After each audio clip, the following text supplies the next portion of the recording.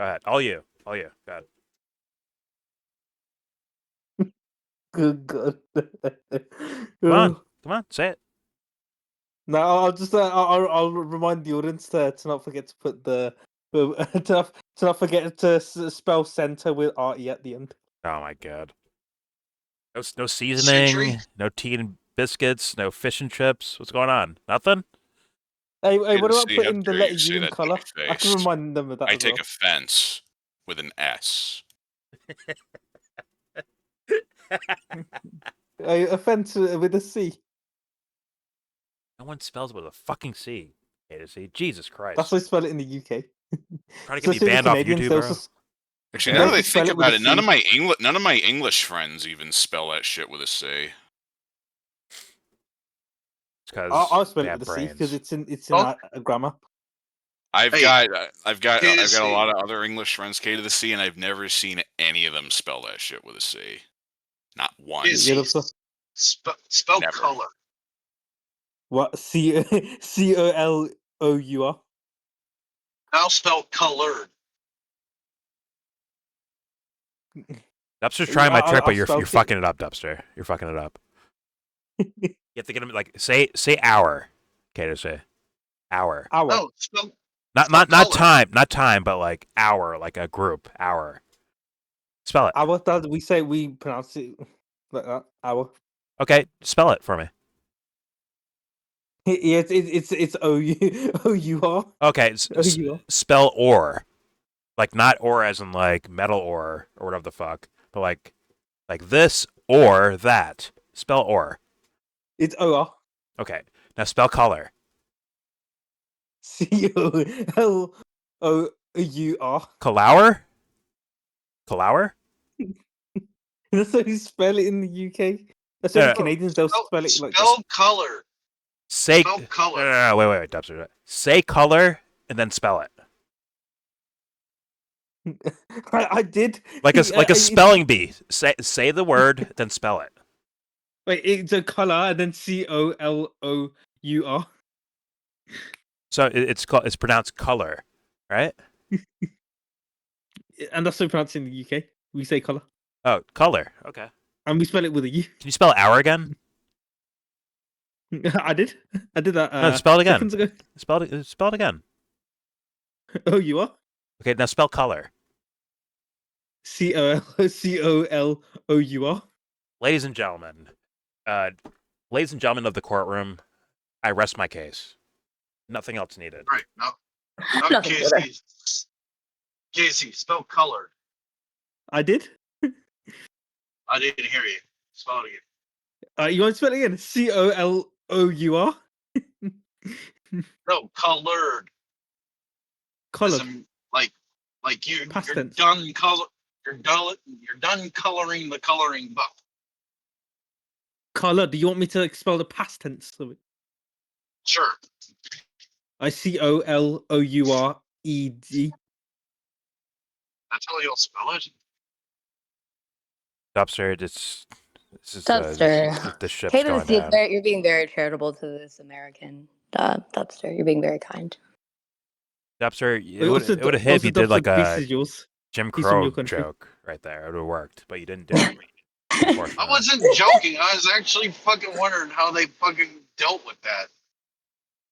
Ladies and gentlemen, he has a serious question. Hey, ladies and I gentlemen, gave you a welcome to layup, YellBro, Dubster. You didn't fucking take a pause. No, he where takes you're the gonna ball hear and throws it in the UK crowd. English. And then looks at you and asks why you fucked it up. It was easy, Dubster. Like, listen, this water fountain's for whites, and this one's for... How do you spell it, Kate? Layup for you, bro. Easy racist joke. I wasn't trying to fucking do a joke. I just generally wanted to know how he spelled it. I'll spell collar. Then it's another L. He got all this teed up for him, and he still missed. Oh yeah, Dubster, where did you when are you gonna go to Minnesota next time? This is actually the intro to my video, by the way. You should be, Joseph. You should be scared. K to the C, spell collar. It's gonna be even funnier because this shit's all in public. Do you understand my rage from earlier? It's momentary, of course. It's just in the moment, but it's like, oh, that's fucking scary. I'm sorry. Go on. Oh yeah, to your audience, ladies and gentlemen, welcome to the Yellow Brick Road, where you're gonna hear, something about UK English and a certain seasoning. Yeah, you're gonna hear those I limey fucking bastards love get that. suplexed. My new intro. I like that. That's hilarious. How do you spell collard, KC? Spell collard. Dubster, collard Collard greens and collar, as in like your Yeah. shirt, are two different fucking words. Which one are you asking for? Collard greens. So there's a D at the end. Got it. Good, Katie. Go ahead, attempt it. Have collard greens. Collard greens. You want me to spell that? Wait. First, tell us if you ever had collard greens before. Do that first.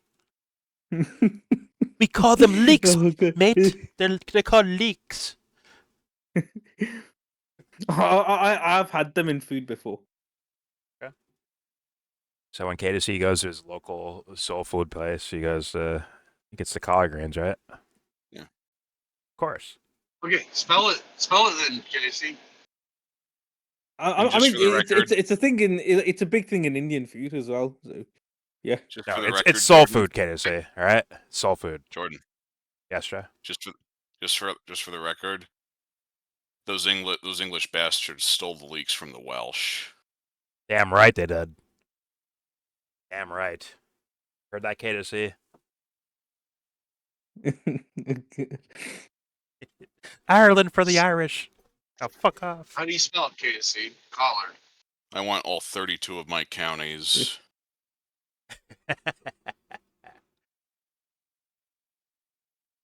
And Birmingham is in Alabama, okay? It's not in the fucking UK anywhere. No, man, it was named after the UK one. No, alright? it's ours. We're better. It's ours. Fall back.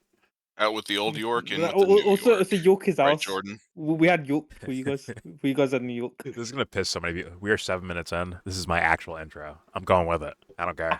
It's staying. Fucking Okay, spell good collard. ball. God damn it, It's COLLARD,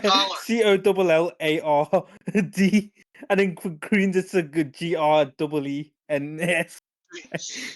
So you collared some collards and you tried to sneak in an extra letter. All right. All right, we're leaving it there. It's time to move on. Okay. Welcome to the Yellow Brick Road. I am Jordan, and today, besides correcting Englishmen on their spelling, besides that, we're gonna watch this video talking about the Charlie Kirk Killer's Discord logs, which I have not seen before, or at least in this way. So maybe just like late or whatever, but either way, it's interesting. Me, and I want to play it for everyone else. I think it's worth watching. But first, do not forget to share, support, hopefully donate to all the links in the description box. Also, please check out the Discord link if you want to join that. We are in there right now, you know, talking about English breakfasts and beef blend seasoning and all that shit. Please join up if you want to. All opinions are welcome. Just nothing pornographic or grotesque. And obviously, Not everything trying to get banned here. exactly. Everything I show you, I'm not even. Do I even care about getting banned? I'm not sure I do. I'm just being honest with people. if it disappears one day, I'll try to start a new one. But like, I don't know. I just don't get fearful about bannings for some reason. It is what it is. Whatever. We had a good run. Either way, the links for everything I show you in this video will be linked in the description box for you to check out on your own, so that when we pause the video or talk over it, you can watch it cleanly on your own, although it'll be a lot less entertaining because we're the best, right? We're the best, obviously. Exactly. All links, description box. So, as usual, before I get started with the main video, I want to look over some other things, like this. Breaking. Trump admits he was on the pager attack and overthrow of Bashar al-Assad, which is a major admittance, right? Like, him admitting that is kind of crazy.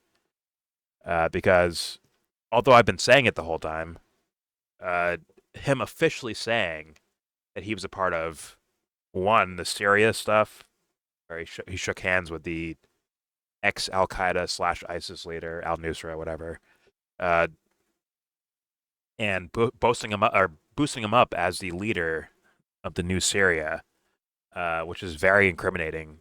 Just on the surface, incriminating, but not enough people have paid attention to that, and it's worth looking into, I'd say. But also, something I didn't know, which was the pager attack. Although I could assume that he was a part of that, now we have a little bit more of a confirmation. Or, maybe he's just boasting and bragging, but that comes off as an admittance towards being a part of these pager attacks, which have maimed children's faces, killed children, killed regular civilians, and it has killed Hezbollah people and people in Lebanon and all that stuff. But it's still I don't know how you get more indiscriminate than that. I would argue that the indiscriminate nature of those pager attacks is the point. Yeah. And that's some devil worshipping shit to me. Yeah, that is sadistic murder on a fucking industrial scale. Yeah, just that is not an accident. There's some pagers out there, and whoever has it, when we hit the fucking detonator, they get fucked up. And a lot of innocent people, as usual, for the most part, are the ones that, get hurt the most. As typical. But you can see here in a Time interview, Trump admits direct involvement in the Israeli pager attacks that killed Hezbollah leaders and paved the way for overthrow of Bashar al-Assad. And it's a lot more than Hezbollah leaders. Once again, civilians. People might remember that Netanyahu brought a golden pager to the Trump administration as a trophy. It's like, oh, congratulations, you're president now. Here's a golden pager. And it's like, oh my God. They're openly celebrating their own crimes. But they're proud of it. Yeah. Let's continue here. This is the first explicit admission by a sitting U.S. president of coordination with Israel on covert strikes inside Syria and Lebanon, operations that destabilized the region and triggered Assad's fall. He finally admitted what we all knew: America's fingerprints are now officially on the page, which is a big deal if the American people actually paid attention to these stories. Then yes, it would be quite a big deal. But because they're not, they won't even know. Like when we watched the Tucker Carlson TPUSA Q&A thing, these are your opportunities, Tucker, to bring these topics up, to showcase these guys are not legit. But what we saw was Tucker dancing around the name of Donald Trump and making other people look bad. And it's why would you do that if your point is to be effective? It begs the question, doesn't it? But you know what? We're here for Charlie Kirk type stuff, and we can move on, right? So I caught a little bit of this video earlier today. Yes, it's from the Jimmy Dore show, but I think it's something worth looking at, which is the idea of this. What was he? A chief of staff, right? A chief of staff for TPUSA, and I guess they're pointing out how casual. After Charlie got shot, this guy, he's recording on his phone, right? Then he kind of, and well, in their minds at least, I'm not so sure yet. I'm just seeing what I see. In their minds at least, on Jimmy Dore show, he casually walks away. And it's why would you do that if your friend just got shot, or your coworker got shot, or anyone got shot right in front of your face, and you casually walk away? And instead of maybe ducking, hiding, maybe jumping to save Charlie, whatever, right? It wouldn't be a casual walk away. And honestly, I've seen kind of loops of this so far, and I don't know. So I'm hoping to get more eyes on this, which is people in the Discord and also in the comments when they see this. What do you guys see? But I'll let Jimmy set it all up. Here we go. I'm not playing this whole video, obviously. Yeah, but here we go.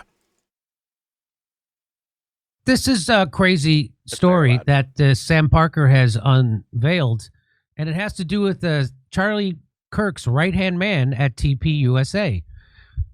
Here's what he says. As everyone else rushed to Charlie's aid and carried him to an SUV and to jet him to a hospital, this guy, Mike McCoy, can be seen. Mikey. Mikey McCoy can be seen walking away in the distance, completely ignorant of whatever it is that's happening to Charlie behind him, and not visibly I'm not caring sure. I want eyes at on all. because I don't know. Mikey, get down. It's really weird. I'm going to show you this video in a second. Was Charlie dead? Was he bleeding out? Did Charlie need help? Should he ride with Charlie to the hospital? Where are they taking Charlie? What's going on? Apparently, these were all questions of no concern to Mike McCoy, Charlie's friend, and his chief of staff. Now, I'll say this. When I saw it on loop, he does flinch. Like something went off. You can see his body kind of jump a bit. So it's not fully, in my opinion at least. Once again, I want more eyes on this, but it's not fully casual. He he flinches, right? Because a loud noise went off, and obviously something impacted, kind of in front of him. So, but let's hit play, and they get to the video. Here we go. I'm going to show. Wait till you see this video. It's mind blowing. Watch this to the end and tell me what you think. Is Mikey just panicking in his own very odd way, or is there something more suspicious going on? Is this the et tu you brute moment caught on film, or is it a nothing burger? What would Charlie say if he could watch this footage of his friend abandoning him in his moment of crisis and greatest That's need? Caesar, Is this right? how you'd have reacted if it Yeah, had been no, it's your Caesar. buddy? Okay. What's Et going tu on? So here, brute. this is a video that shows him riding around with Charlie, coming to the event with Charlie, shadowing Charlie's a foot behind him everywhere he goes. And then as soon as Charlie gets assassinated, he just walks away calmly. Watch this. This Jokes, is right? watch. I mean, come on. This. I bet this isn't going to be any weirder than his wife's pyrotechnic kill Tony rally. Am I right? You remember that? Okay. And this is the kind of stuff that really messes people up who have trust issues. Nothing suspicious about any of this, as it plays out like a combination of the Truman Show meets the Squid Games. But here we are. Here we go.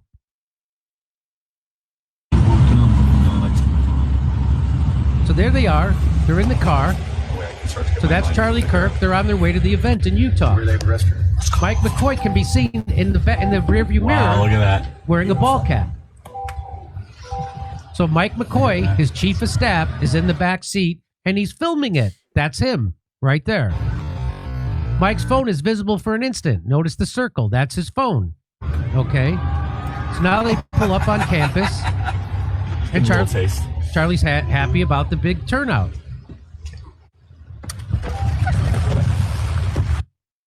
So there's Mike. That's him. He's right behind Charlie Kirk, entering this overhang right here, which they've now scrubbed and restuccoed. This is the view from the overhang. This is Mikey's hat, his phone with the circle. He's filming all of it. So this is Mikey's. This is from his camera, from his phone.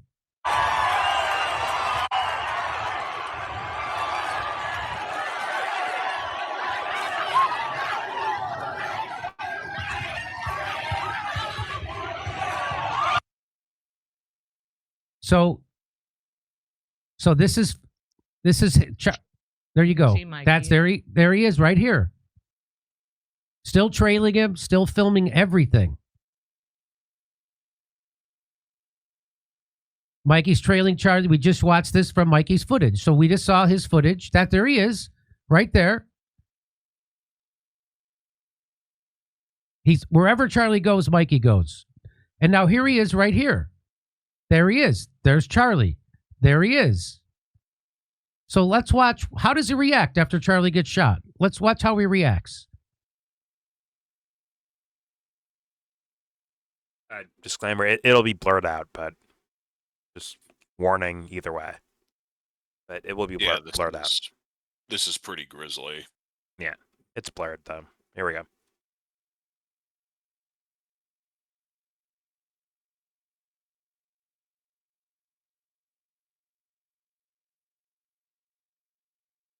So there's Mikey. And he just and then he walked away. Let's keep watching. It gets better. Keep watching. That's not the shot Here yet. Here he comes. He's right there. He's right there. He's got the phone out. Black pack. There. That's him. That's the phone. That's his backpack. That's his shirt. There he is. Mikey's still at the corner of the tent. Keep watching. Keep watching. Keep watching. There he is. Keep watching. That's him.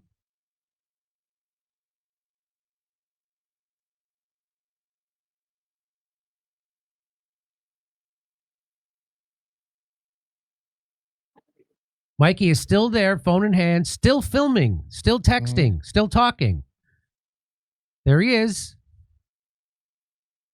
This is the guy asking that question, Hunter Kozak.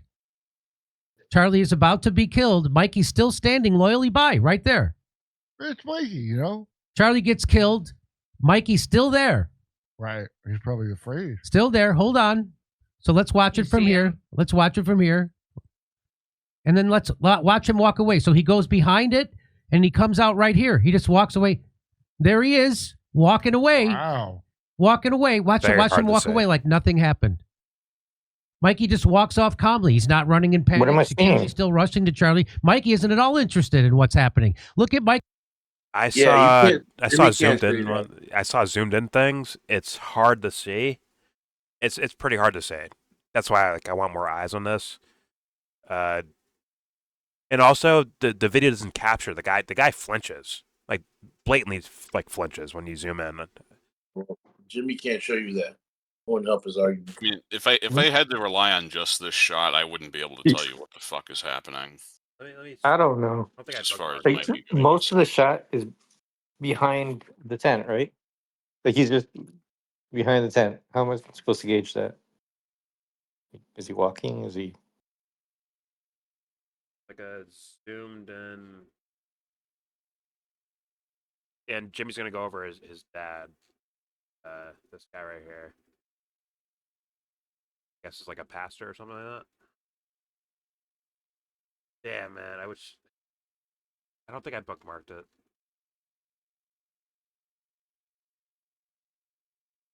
I want to show the. Let me just see if I bookmarked. I saw a video that was a lot more zoomed in. I don't know if I Was he looking right there, like he saw what happened, or did he hear a gunshot and just started leaving with everybody?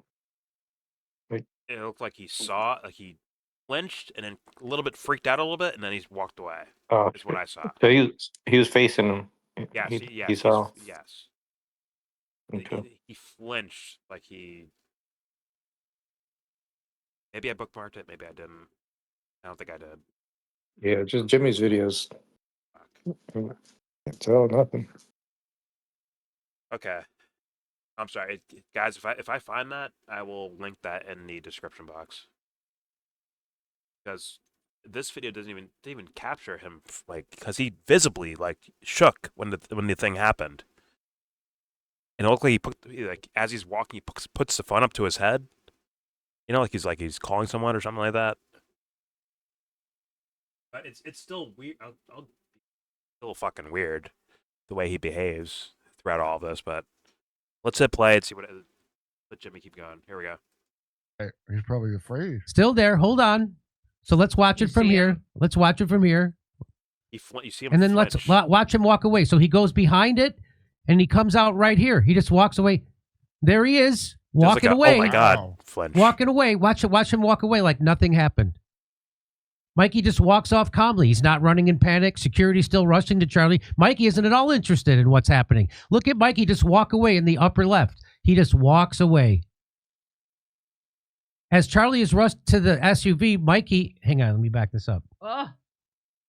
There he is. Hey, who knows, Ooh, man? play Ocean's 11 music behind him. As Charlie is rushed into the SUV, Mikey can be seen in the distance, just walking away. Still not looking. Still not looking.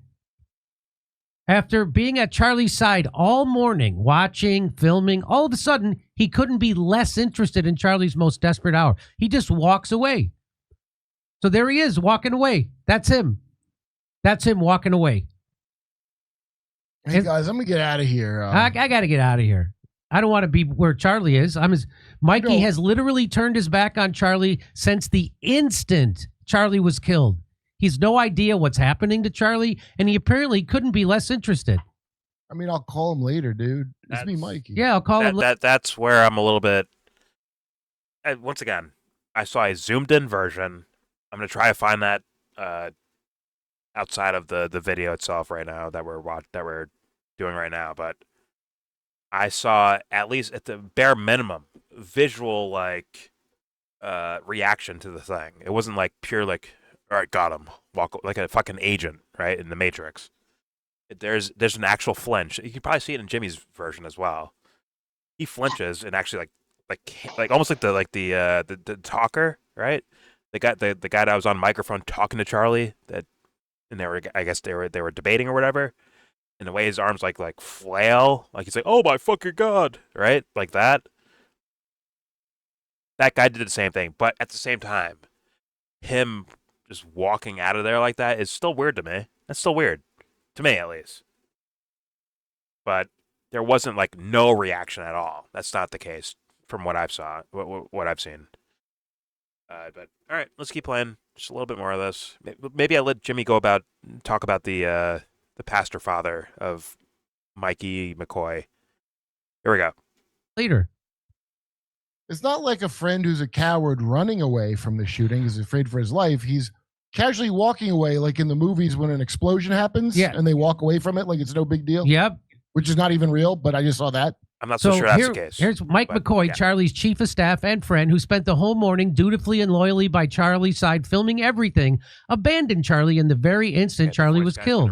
Was Charlie actually dead? Did he need help? Did Mikey rush to his aid or get his phone camera out? Anything? No. Nothing. All of a sudden, Mikey McCoy didn't care about Charlie Kirk at all and just left him behind. What is going on? Charlie's chief of staff and friend, who spent the whole morning dutifully and loyally it sounds like Joe doing voices, by the way. Filming everything. Abandoned Charlie in the very instant Charlie was killed. Like was Charlie actually dead? Did he need help? Did Mikey rush to his aid or get his phone camera out? Anything? No, nothing. All of a sudden, Mikey McCoy didn't care about Charlie Kirk at all and just left him behind. What is going on? So that was pretty wild. We're here, though. We're here. I have to admit. So that guy, Charlie gets shot. He immediately turns around and just walks casually away. Once again, just to try to be as on point as possible, I swear to God, I saw the guy flinch, like pretty harshly flinch. Now, the walking away is still weird, and then also this. Well, I don't know if it's that weird, but I'm gonna let Jimmy play the video clip of McCoy's father, who I guess is like a pastor or a reverend, whatever the fuck the word is. One of those guys, and he's gonna do like a sermon or something, which, just more evidence added into the fucking pot, right? I'm not saying it means anything. I'm not saying it means nothing, right? It's just something worth looking at, I guess. And I'll let Jimmy go over it. Although, let's be honest, Jimmy is harshly leaning towards Israel had something to do with this. So I'm just saying. But here we go. Seemingly. Doesn't go to see what's wrong with Charlie. Nothing. Immediately just starts walking away and keeps walking. He was playing Pokemon Go, he thought he saw a really rare Charizard or something. I know you're saying, come on, you're getting out over your skis on It's this not a one, bad Jimmy. joke, Kurt. You mean my Benjamin Milkowskis? Bam, I still got it.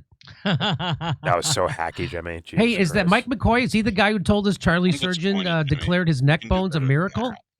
I don't think that's the same guy. No, it's not. Well, Andrew Charlie had a lot Colvett. of great friends. It's clear from all this video evidence. They're so obvious about Well, what are you everything gonna they're do about it? doing. Nothing. They're so obvious about everything they're doing. Were they?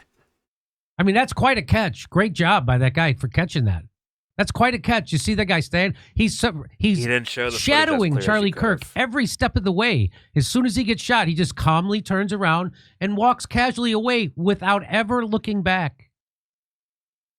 And so here's his father, by the way. So here is Mikey's dad, Pastor Rob McCoy. Oh, he's a pastor. He was in the group chat where Charlie said he was leaving the pro-Israel cause. calling all of us his guy who was in the chat. Oh, where Christian Zionist. So there's the guy who was in the chat when Charlie Kirk in the chat said, "I'm abandoning the Israel cause," and then he comes out and calls everybody conspiracy theories for saying that. I am one. He's calling everybody a conspiracy theorist and anti-Semites instead of telling us Charlie was leaving the pro-Israel cause. You want to hear him? Here it goes. With this conspiracy, get over yourself. Dan is a believer. I love that man. Why didn't he check the roof? I don't know. I do know that they do. I know they have a limited detail. President Trump was shot. Kennedy was shot. RFK was shot. Where were they? There's some things, no matter how hard you try, and especially with Turning Point growing exponentially and trying to figure out the dimensions of what to do. I don't think they were. And how are they supposed to get on a roof when the campus police have the keys to all that? Just calm down. Just calm down. Shut up. Oh. And we already know that the security team wouldn't work with the local police who had the keys to the roof. They said they wouldn't work with them. That's in another video. Go ahead, Kurt. You think it's a good idea to name all the other things that were fake things yes, that were done and then go, trying your hardest. No, trying your hardest. They succeed at what they set out to do, asshole. That's right. They didn't get on the route. Why would you ever forgive them for that if you were friends with that guy? Hey, I don't know. They couldn't get the keys. They couldn't get the best keys. Friend's dead. What? What is happening? Now, as far as I understand, the Tyler Robinson guy, according to the official story, just walked up to the roof, didn't he? Took some stairwells. It wasn't like a, parkour fucking climb to that rooftop. There was stairwells that led to it. So, did he need a key? I don't think so. And he needed if the to building jump was off. open, then no, he wouldn't have needed the key. But he got up. He got up there by stairwell, right? Am I tripping? If I had to guess, there was probably a service entrance that he could have used. Okay, but I don't know. No, we went over this. You're right. It's just a stairwell to the roof. And he knew to not take that stairwell back down because maybe he's aware of the cameras, but he went up those stairwells knowing there's a camera there. So I don't know. That's just bizarre to me. Like, hey, we don't have a key for this. How the fuck did this kid get up there then? How'd that happen? How did Tyler Robinson get up there then? Did they mean different buildings? Like maybe the closer buildings there? And use those as like perches to observe other rooftops? I don't know. But as far as we understand, Tyler Robinson went to the fucking roof by going through a stairwell. So it's like no key required, right? Did he have a key? Did Tyler have a fucking key for that? No. So I don't understand.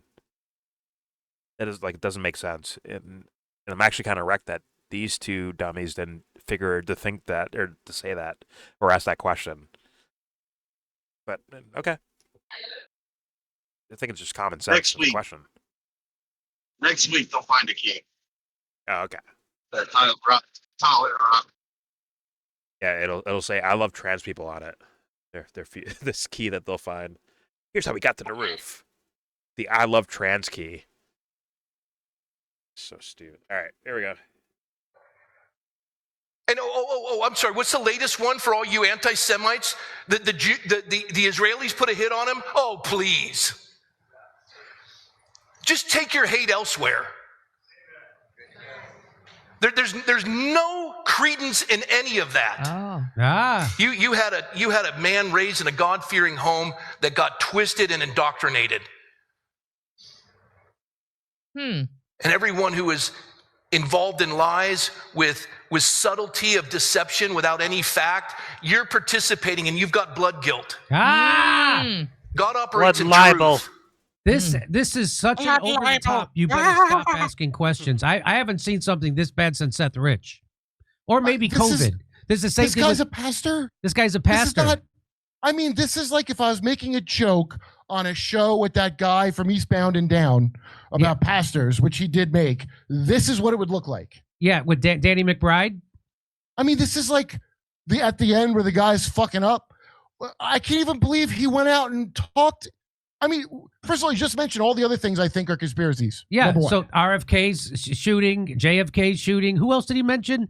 Did someone tell you, oh, please, is a really good rejoinder for video evidence?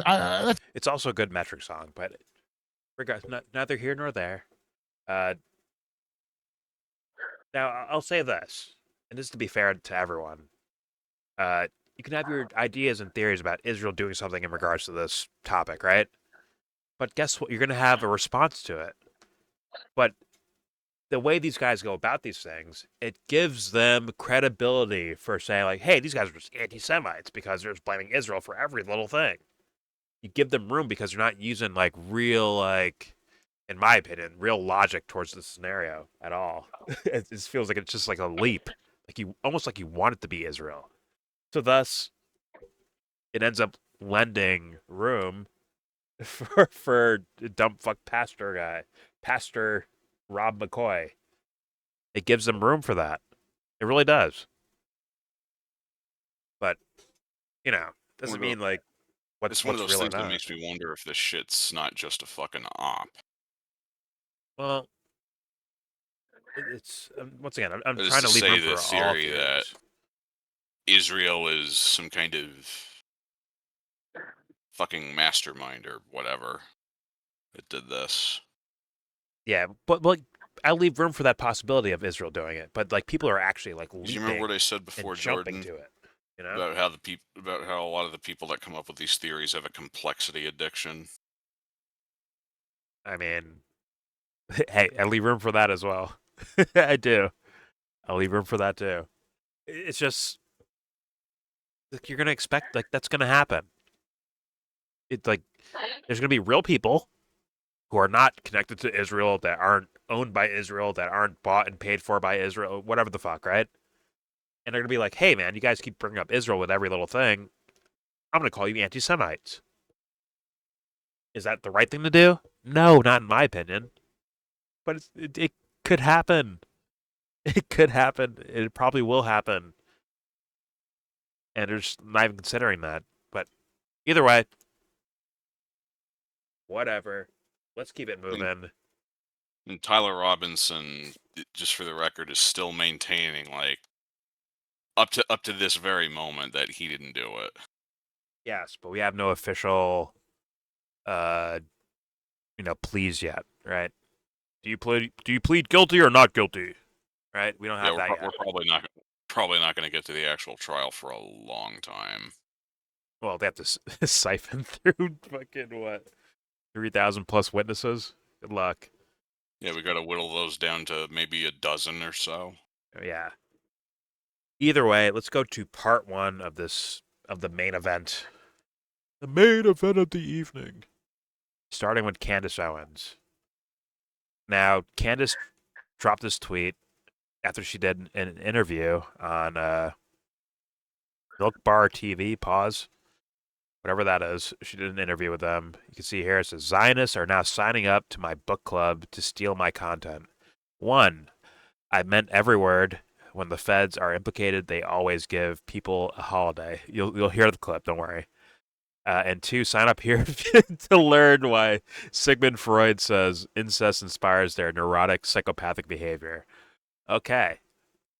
Then you have here Steven Crowder, right?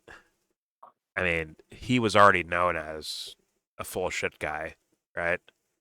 And once again, when certain scenarios happen, this guy will lean on a certain narrative or certain ideas, probably passed down from the State Department, and he's willing to make himself look like an idiot for the sake of putting those narratives out there, if that makes sense to people. Like he's willing to sacrifice, almost like Kash Patel, right?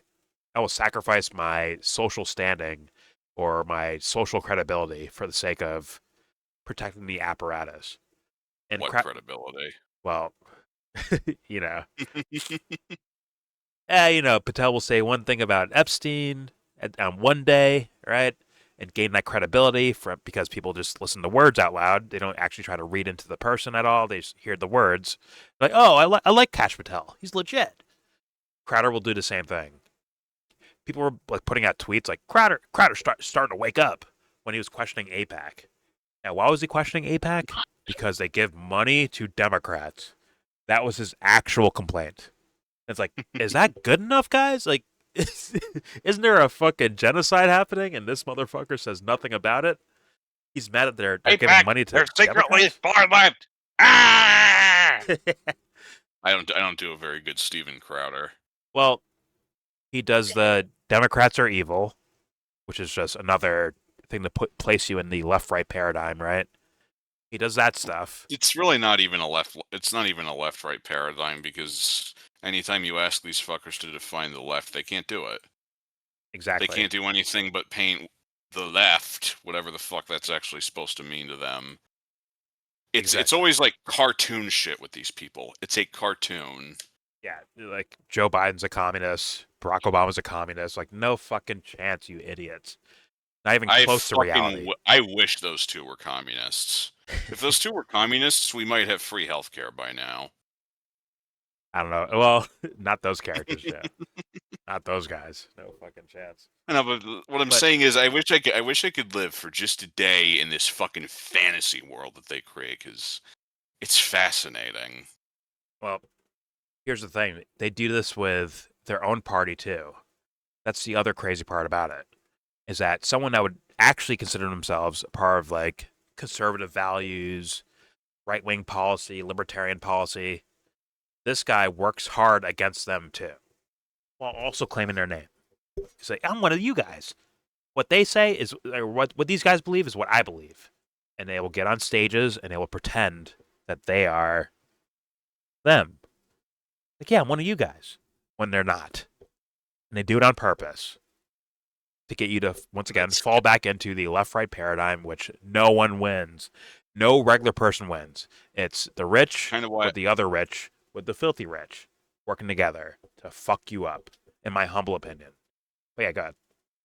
I was going to say that actually goes back to what Marx said about class conflict. The entirety of human history can be explained in one form or another of class conflict. I mean, I think Good and Evil has been the greatest the greatest story ever told, and it's very consistent. I think it's been here throughout, from cavemen to now. Cavemen to iPods. That little internal battle of corruptions and trying to do the right thing, like meaning well, has been the consistent battle, and has been there the entire time, and it's never addressed, other than a few people here or there, or some, I guess, maybe religious takes that do like shallow, surface level versions of those things, but no real actual addressing. It's just there. We just deal with it and say, oh, we can't even deal with that one, so let's go on to whatever, economic systems, political systems. Let's go to that instead. Meanwhile, people are claiming, you know, I'm religious, I'm Christian, I'm this, I'm that, I'm atheist, I don't believe in God. But they behave so similar to each other. It's incredible, actually. And then we end up in let's be honest, a fucking blender, a clusterfuck. But either way, let's read Steven Crowder's words here. I'm not going to play his fucking video. Sorry, it's just not. Don't worry, it'll be posted, so you can, in the description box, if you want to watch it for yourself. But here it is. You can watch this clip and draw one of two conclusions. Erica Kirk is evil and conspired with the Trump administration to kill her husband, or Candace Owens is a miserable cunt. He won't say it, but we will, because we still have our testicles. Exactly. And I mean, he should be shit on for this, honestly. But yeah. It's not surprising. Like, this is what this guy does. This guy was selling war with Iran in like 2014, 15. He's selling war with Iran with Ben Shapiro. Has it really been that long? Yes. God damn, that feels like a fucking lifetime ago. I'm getting old.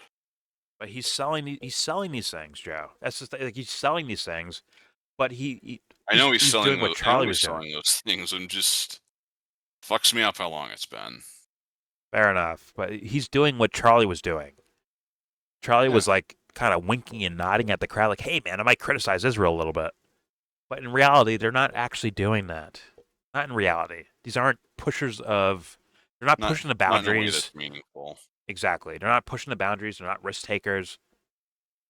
These are neocon motherfuckers pretending to be your next door neighbor, bro. Pretending to be your punk rock garage band. They're pretending that. Conservatism is a new counterculture. Yeah. I still go back to that fucking Tommy Lahren clip when she said that shit, and I still fucking laugh until I can't breathe, until my face hurts. I have not seen that, but I'm not surprised either, because this is like, I want to say 2016. Okay. So it's almost 10 years old. I'm not surprised. I mean, she's very transparent, the character she plays. But this guy appears to be a little bit less transparent. But granted, I've seen enough of the guy to see through him. Pause. And him using the word cunt, and bleeping it out, but either way, him using the word cunt is just it's like an additive to what he was already doing. Like, okay, I have to be able to like maybe say certain words or do certain things so that it looks like I'm legit. Like, hey, wait a minute. If you're, strictly Republican Party, you can't say cunt. You can't say asshole. You can't say these words. So you can't say that. Only Donald Trump is allowed to say those words. Exactly. So when Crowder says it, it comes off as like, oh my God, he is real. He's punk rock. He's legitimate. He's authentic. Meanwhile, I'm like, no fucking chance. Not a chance in the fucking world. Do I see this guy as legit or authentic? This guy's probably on set. He's a fucking sociopath. He can't even be honest with himself. Yeah. So I'm not about to bet on him being honest with other people. Yes. But if you know, you know. Either way, he's going to throw this at Candace Owens because, let's be real, he's a team player. And he's also gasping for relevance. Now let's listen to Candace's direct words here, where she basically is like, I know he's doing hypertext and extra juice on the fucking tweet. Yeah, she's formatting it. Well, it's not her doing it. It's the guy that interviewed her, right? Milk Bar TV. Well, he's doing that, then whatever. It's for content that they do these, bolded big, letters. Big, bright, bold letters to grab your eyes. Yes, it's a technique.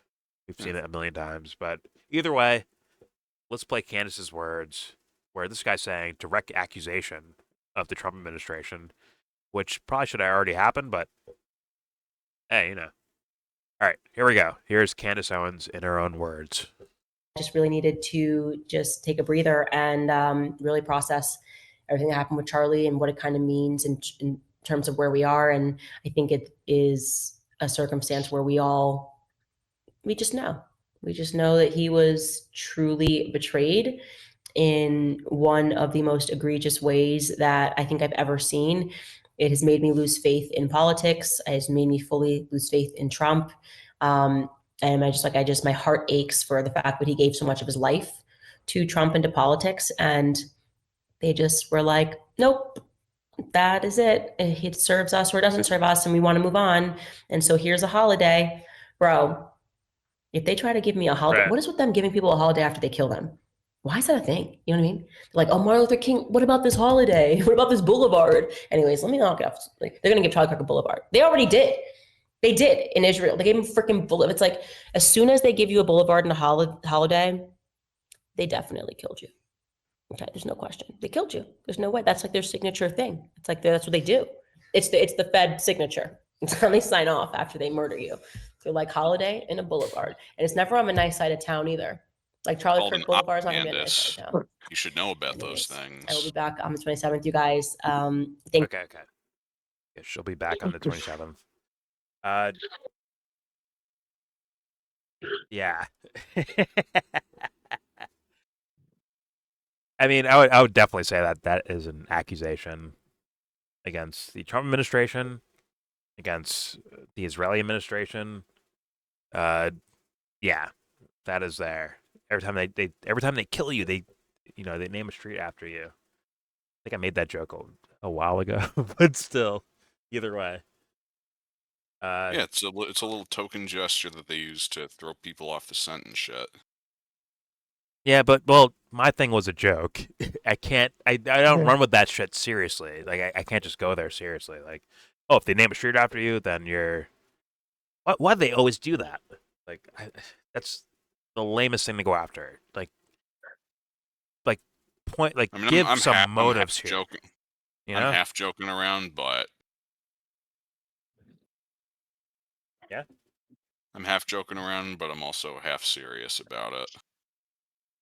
Well, it's like I understand that for the sake of a cover up of like, say, look, we love Charlie so much, we named a street after him. Meanwhile, you might be the people that killed him, right? I understand that. It's just, I don't know. I would like.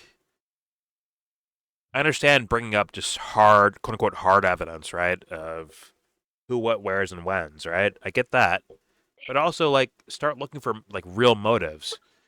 Now, what I've heard from Candace so far is strictly about Israel when it comes to motives.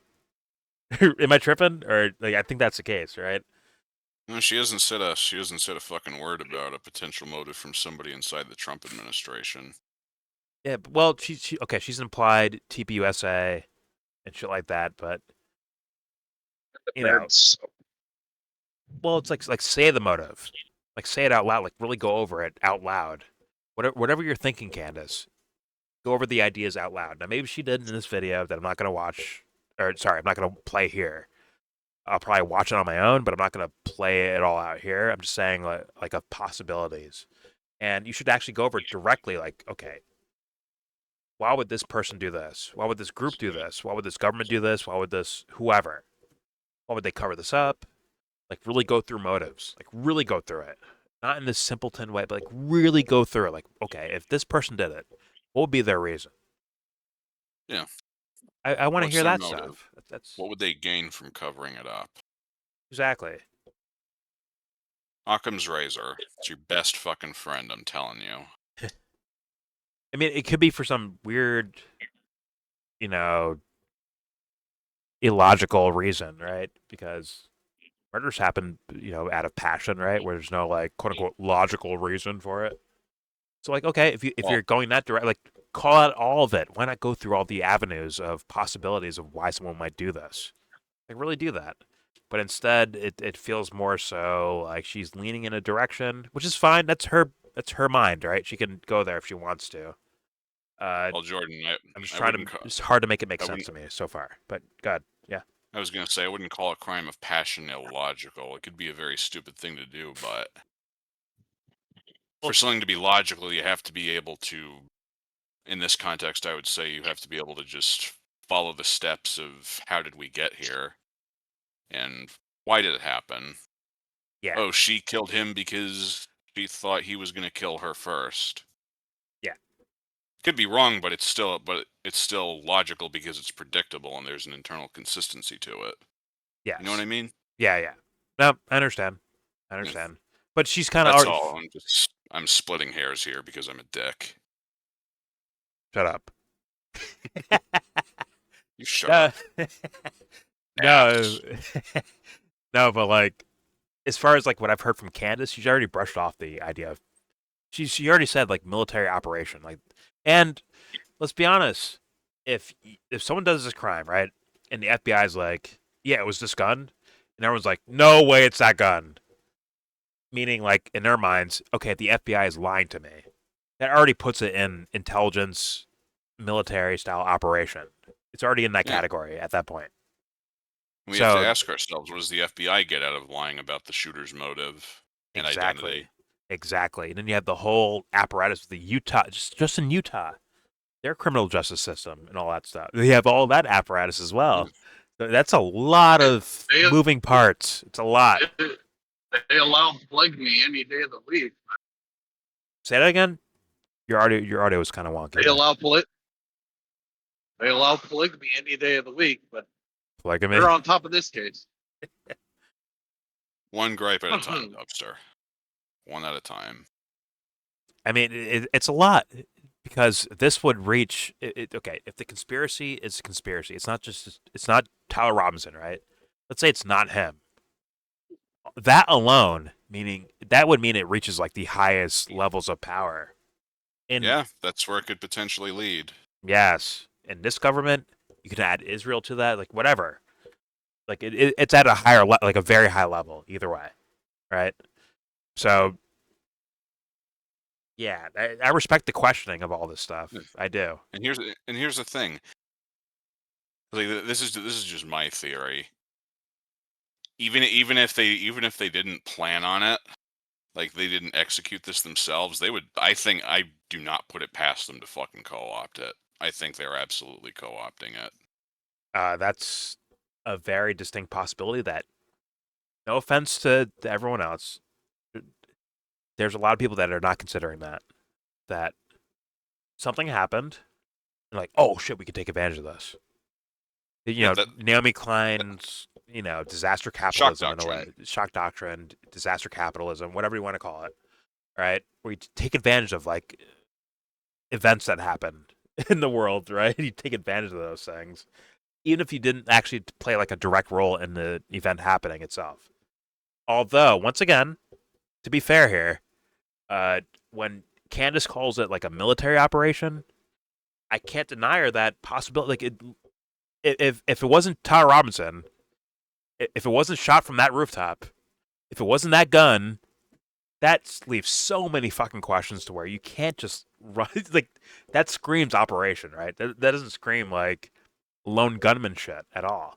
Yeah, that screams a degree of planning and coordination that Exactly. you can't get from just one human being. Exactly. And actually, I'd be curious, like, okay, when was this event planned? Was it already on the calendar from January? Like, okay, here's our 2025 schedule. We'll be here at this point, here at this point, here at this point, and then, in September we'll be in Utah Valley University. It's like, was it that planned ahead? Like, that's a lot, man. Which means it requires a lot of people. Once again, his security guards. We just watched that, right? Where they're saying like, hey, these guys didn't like check the rooftops, or the police said, or they talked with the police, and the police are like, no, yeah, we're not doing that. Thus, it leaves questions in that area. It's like there's so many fucking parts to this that I don't blame anyone saying any fucking theory at this point. Anything. Yeah, I'll hear it out, man. There's obviously an objective reality to what really happened here, but yeah, because Donald Trump and Kash Patel and a bunch of these freaks are fucking co-opting it and trying to use this hysteria for their own ends, we're never gonna know what happened. I mean, no, there's a good chance of that. There's a good chance we never find out. Yeah, anything. And somebody might be wondering, Joe, why the fuck would you say that Trump would take advantage of something this horrible? He's done it. He's done it before.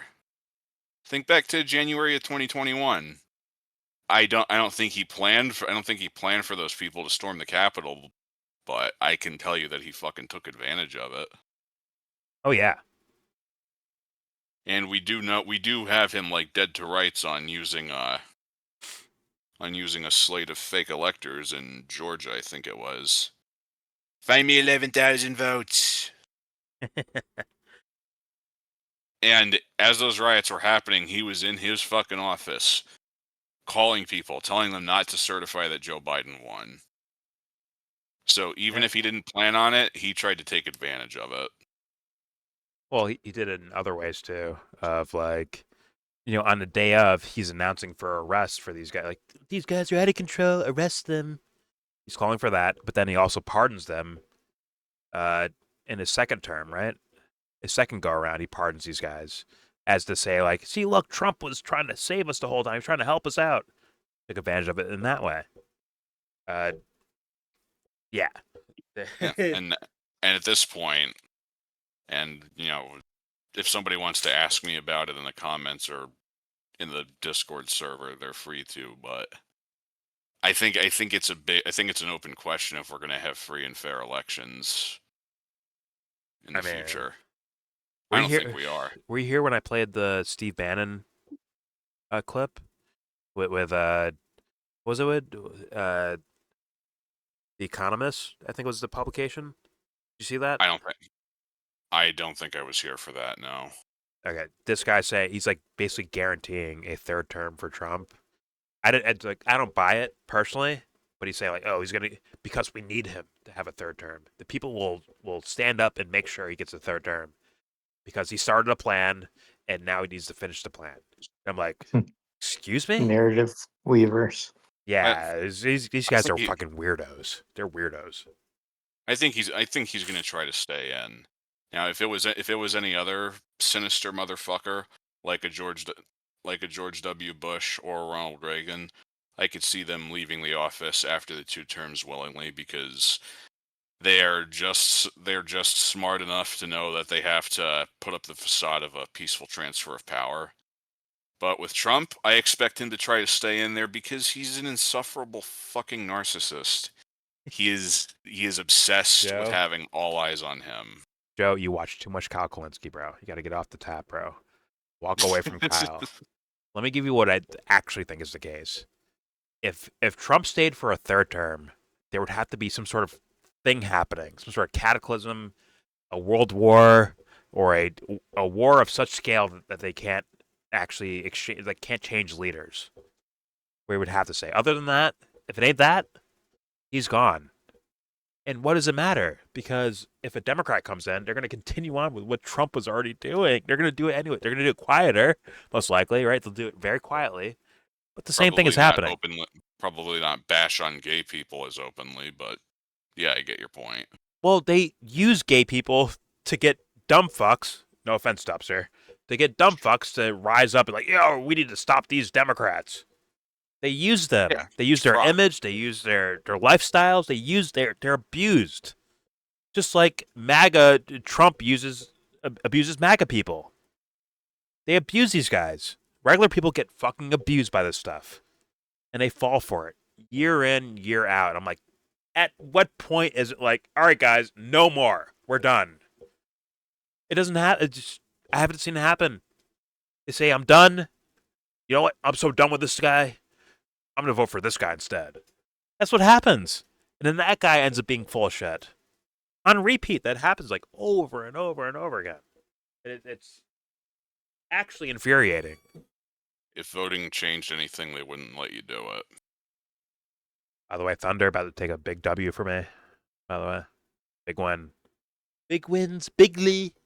Bigly wins. Bigly. Jordan's tired of winning all the time. He just keeps winning and winning and winning. Crazy, bro. No, they're up by 4 with 20 seconds left, according to fan. If that ain't rigged, I don't know what is. Yo, the league's like, oh shit, we're on notice. Let me make sure the games go out legit. Let me make sure the scores are legit. But all right, let's move on to the main event. And once again, guys, I know it's a marathon, but guess what? I think we all make interesting ideas, interesting points. Even fuckface Dubster says some interesting points sometimes. It works. Basically, what I'm saying is we're the best. That's all I'm saying. We're the fucking best. And sort of Thunder if they win this game. They're also the best if they win this game for me. Either way, guy's name already. Attention, Thunder. If you don't win, Jordan's going to be very sad. You don't want him to be sad, do you?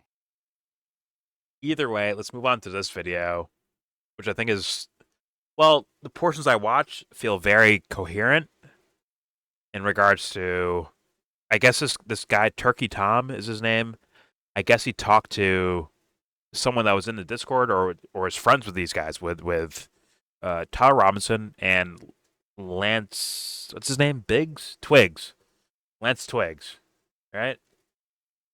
I don't know any of these people, so I couldn't tell you whether or not they're credible.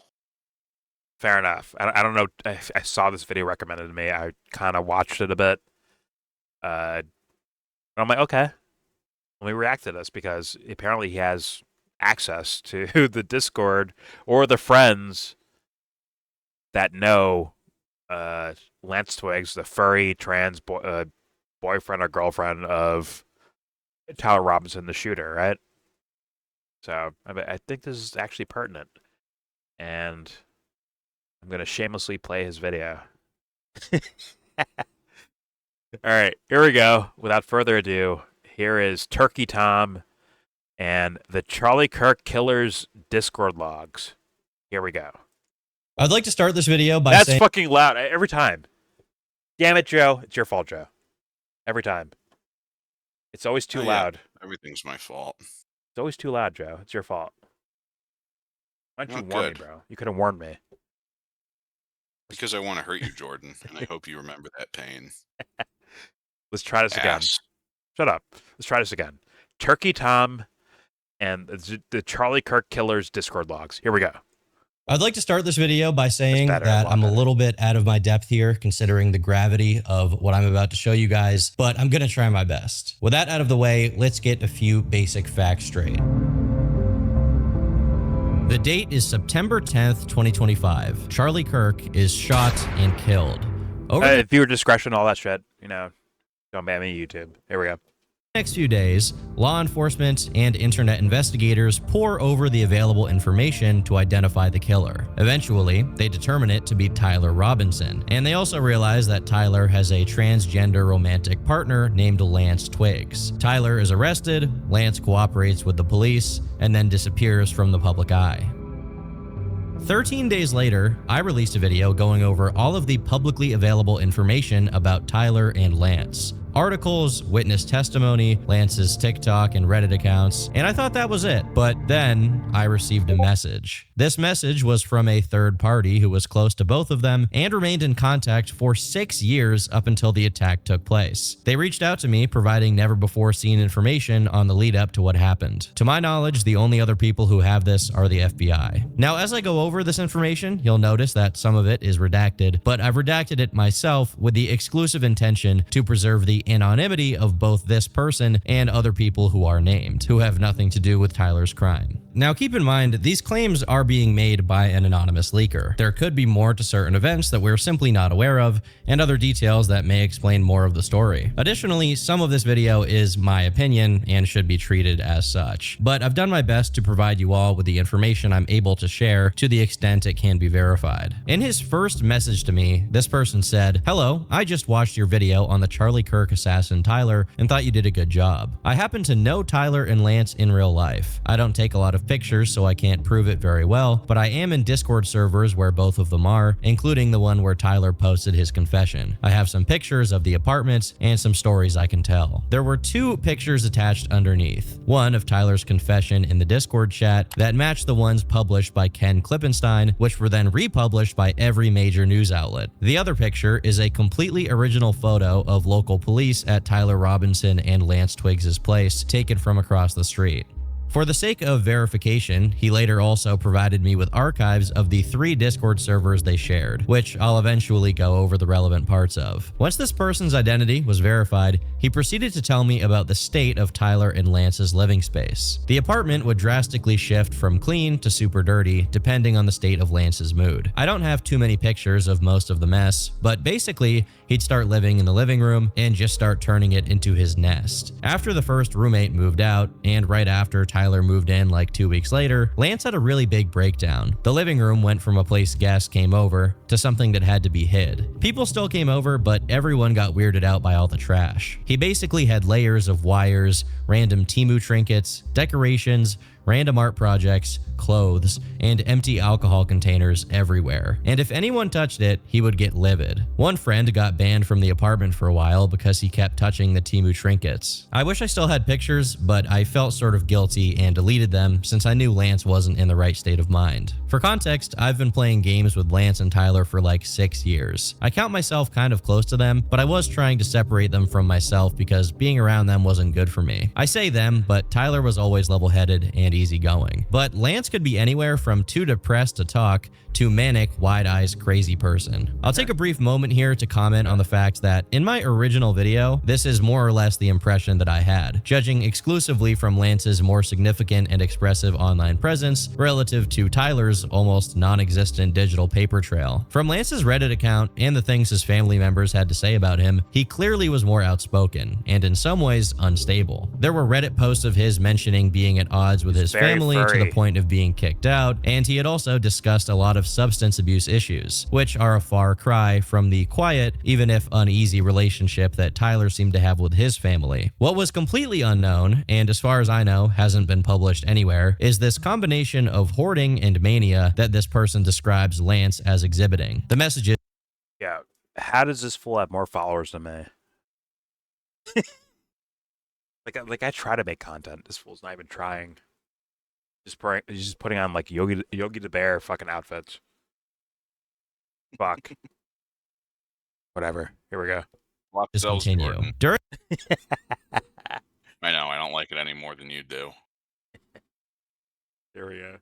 During this first nest phase, Lance started working very rarely. He worked with his dad for a tub repair company. They'd either repair tubs or install them at construction sites. But when Lance was super depressed or just too manic, he'd take the day off and hit his THC vape, drink, and scroll reels. Anyway, 2 weeks before Lance's first nest phase, when the apartment was mostly normal, Tyler moved in with Lance because he'd just dropped out of college and was tired of living with his parents. He had been working with his dad at a stone cutting business where they'd install countertops. Tyler was kind of your normal blue-collar Utah guy. Most conversations with him, he'd talk hunting, camping, gaming, and he loved to talk about fishing. Now, first off, the combination of depressants with cognitive stimulants are leading factors to severe anxiety, paranoia, depression, and even psychosis. And that's without mentioning the documented connection between weed and schizophrenia. Obviously, as I assume most of you know, weed basically has two components, THC and CBD. CBD is we not don't make you violent. psychoactive, and it's All right. I mean, I've had the experience of being like kind of paranoid, but to this extreme, considering It doesn't make nobody violent. what might be implied here, I don't know. But okay, let's hear him out. Here we go. He's explaining weed to us, CBD and THC. Got it. Here we go.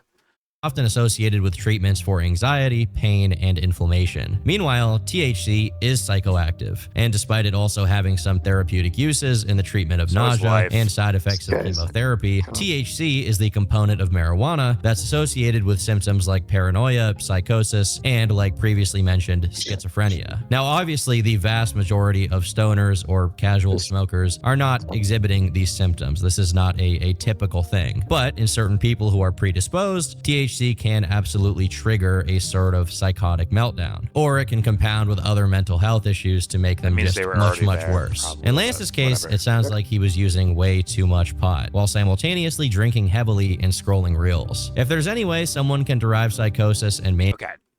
To all my, weed smokers and shit out there, you have to remember, this is like the style of this guy. And just by subscriber count, I'm like, okay, this is probably a kind of pop YouTube, if you will. Written script, it's like make the story more interesting and add elements to make it more like almost like a movie, like adding like drama to a supposed real life story, right? It's kind of like, if I had to guess, kind of like that. Dramatization is the word you're looking for. He's spending but I'm all of okay his with time explaining something he doesn't really understand. I'll say fair enough to that, though, Jesse. I'm like, okay, this is his content, this is what he's doing with it. Does it mean he's right? No. But we may be able to pick up certain things from hearing this, which is, in my opinion, the main thing for me, at least, is the Discord messages, right? That it's all put together in one bunch, right? So for me personally, I'm ignoring the music. I'm ignoring the script he's reading. Not all the way ignoring it, but like the pizzazz, the dramatization, as you said, Joe. Like I'm kind of looking past that for the sake of other information. So let's continue. Here we go. from first principles, this is definitely up there. Now, in my original video about this topic, I mentioned that there were two specific periods of change for Lance and Tyler by extension. The first was 2020, when the pandemic hit, locking everyone inside their houses and apartments, and therefore driving them to spend a lot more time on the old computer. And as the Discord logs are going to show later, it's probably when Lance and Tyler started to communicate the most frequently, even if they were already gaming and talking prior. The second period was during 2024, which is when Tyler moved into the apartment with Lance. And as their anonymous peer here is saying, within 2 weeks of Tyler being there, Lance began his nest phase, as he puts it. Funnily enough, the one other instance I've ever heard of making a nest in your living room comes from Theo Vaughn, talking about what he did during binges of the white dust kind of stimulant, if you know what I mean. I remember that. I'll make a nest in my living room, dude. Boy. And more than anything else you can think of. Turn you into a damn owl, homie. You know what I'm saying? Yeah. You'll be out on your own porch, you know? Yeah. Well, this description is obviously played up in its context. It's actually a pretty common experience to start hoarding while in states of paranoid mania, which is what Lance appeared to be going through. From his Reddit history, we know that Lance used to be a big fan of Jordan Peterson, who is widely known as the clean your room guy, repeatedly harping on how your living space reflects your psyche. If this leaker is telling the truth, you hear then me, it Turkey would make Tom? sense that as If you Lance can hear is me, meant I said clean your fucking room, mister. No more YouTube on the computer until I see that room spotless. It's like, does anyone know about like the Michael Jordan cry face? Joe does the Jordan Peterson cry voice. Clean your fucking room already. God, I can't look at it anymore. God damn it. All right, here we go. Who is widely known as the clean your They room never get guy, tired of repeatedly doing that harping either. on how your living space reflects God your damn it, psyche. props for If being a this bitch, bro. leaker is telling the truth, Come back then to it us, would bro. make Come sense back. that as Lance's mental state deteriorated, so did the physical space around him. With all of that information regarding Lance being corroborated by these messages, we also have the reveal that Tyler had dropped out of college and decided of his own volition to move Jordan out. Ireland In my wants to original watch the video, video we with had the us. information that he was in an Ireland's for the Irish show. Okay. All right, Come here, Ireland. You want to watch the video with me and Jordan? By the way, she's an adorable dog, by the way. She's actually climbing up the chair right now. Oh, is that YellBro? I want to see. All right, here we go. electrical apprenticeship program at Dixie Technical College. But based on these messages, it seems he dropped out and is just working at a masonry business with his dad. Again, Is this he here? matches the picture of Tyler that one can derive from all of the testimonies regarding what kind of person he was. So after about 5 years or so of being friends with Lance, he decides to move in with him. But at this point, there's no sign that the two are engaged in a romantic relationship. Their peer continues. I felt super bad when he first moved in with Lance because it was normal for like 2 weeks, and then Lance went nuts, and the entire downstairs just became his nest. He'd be doing experiments in the kitchen, which were mostly just growing mold in Tupperware mugs, and the kettle with random Temu trinkets and rocks submerged in them. Every once in a while, I'd try to have a talk with Lance and try to get him to realize he needed help without making him go ballistic. Now, this is actually bizarre. One of the things I didn't pay that much attention to in my first video about this was that Lance made 2 posts regarding growing fungi, one of them in r/mushroom growers and another one of them in r/shrooms. However, they were very brief non sequiturs that didn't at all give the impression of how deeply invested Lance was into growing mushrooms, which apparently he was, at least during his episodes. The interest in mushrooms peaking when Lance is at his craziest reminds me of the Cult of the Lamb cordyceps that takes over one of the characters and makes him want to grow more mushrooms. This is extremely strange behavior, but my personal autism aside, the messages continue. I'm not going to say it was all just him being insane. His mom is super Mormon and also kind of crazy, so there's that. And all of the drugs. Weed, LSD, shrooms, DMT, and I think he said Molly, but I'm not sure. Also, alcoholic levels of alcohol. Lance has always been a little weird and quirky, but never really crazy. He was constantly arguing with his mom every time he saw her, and then ranting about Republicans and Mormons when he got home. I'd sometimes talk with him for like 4 hours of him just ranting about his mom mom and family. He really hates Mormons. Also, at the time, politically, Lance and I would both probably describe ourselves as libertarian, and Tyler was very apolitical. On his Reddit account, there is one relatively old post about Lance having substance abuse problems, and you could assume that due to him no longer posting about it, he no longer struggled with it. Apparently, it was the opposite, as over time, it only got worse. And it's really the mention here of DMT that stands out to me. While the other drugs are bad enough and can permanently damage your brain, especially in combination with each other, even people who like DMT will tell you about how careful you have to be about using it, even if you try your best to do it in a therapeutic setting.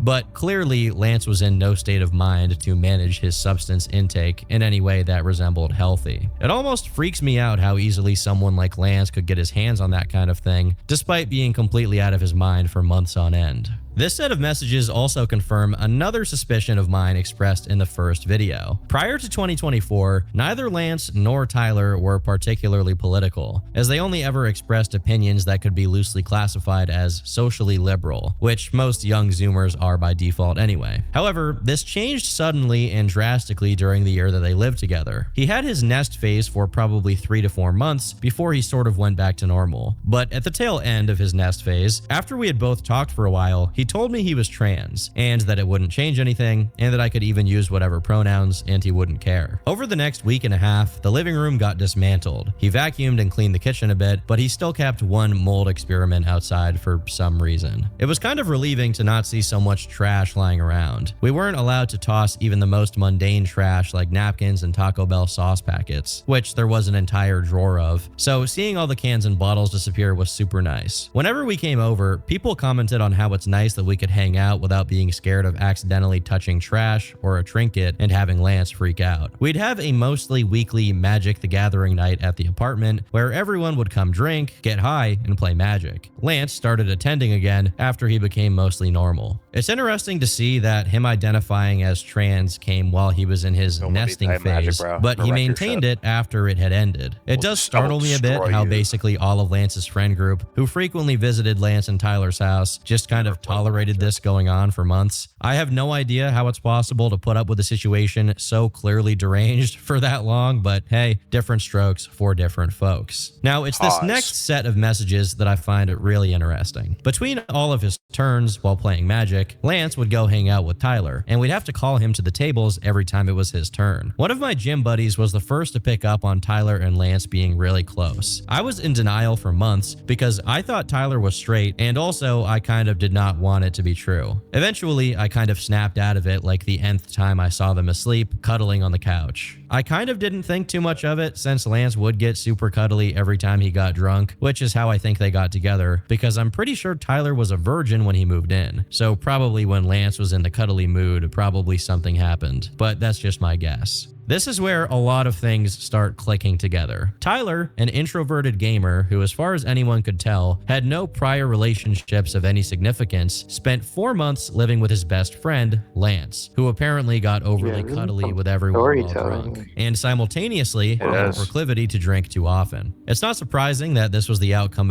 It is very much storytelling and script reading, right? He planned the whole thing, like he planned the entire video out, and then followed through into a video, right? But still, I've not heard those video, Discord messages but before. he's also saying it like he's reading it from this other person, right? Like this source. Yes. Like the source wrote it in that same story format way. Well, yes, when he's quoting him, yes. But either way, okay, if this guy's an actual I'm a part of their kind of inner circle. I've went to Lance and Tyler's house. I say worthy of consider. I'll give it a look. But, all right, here we go.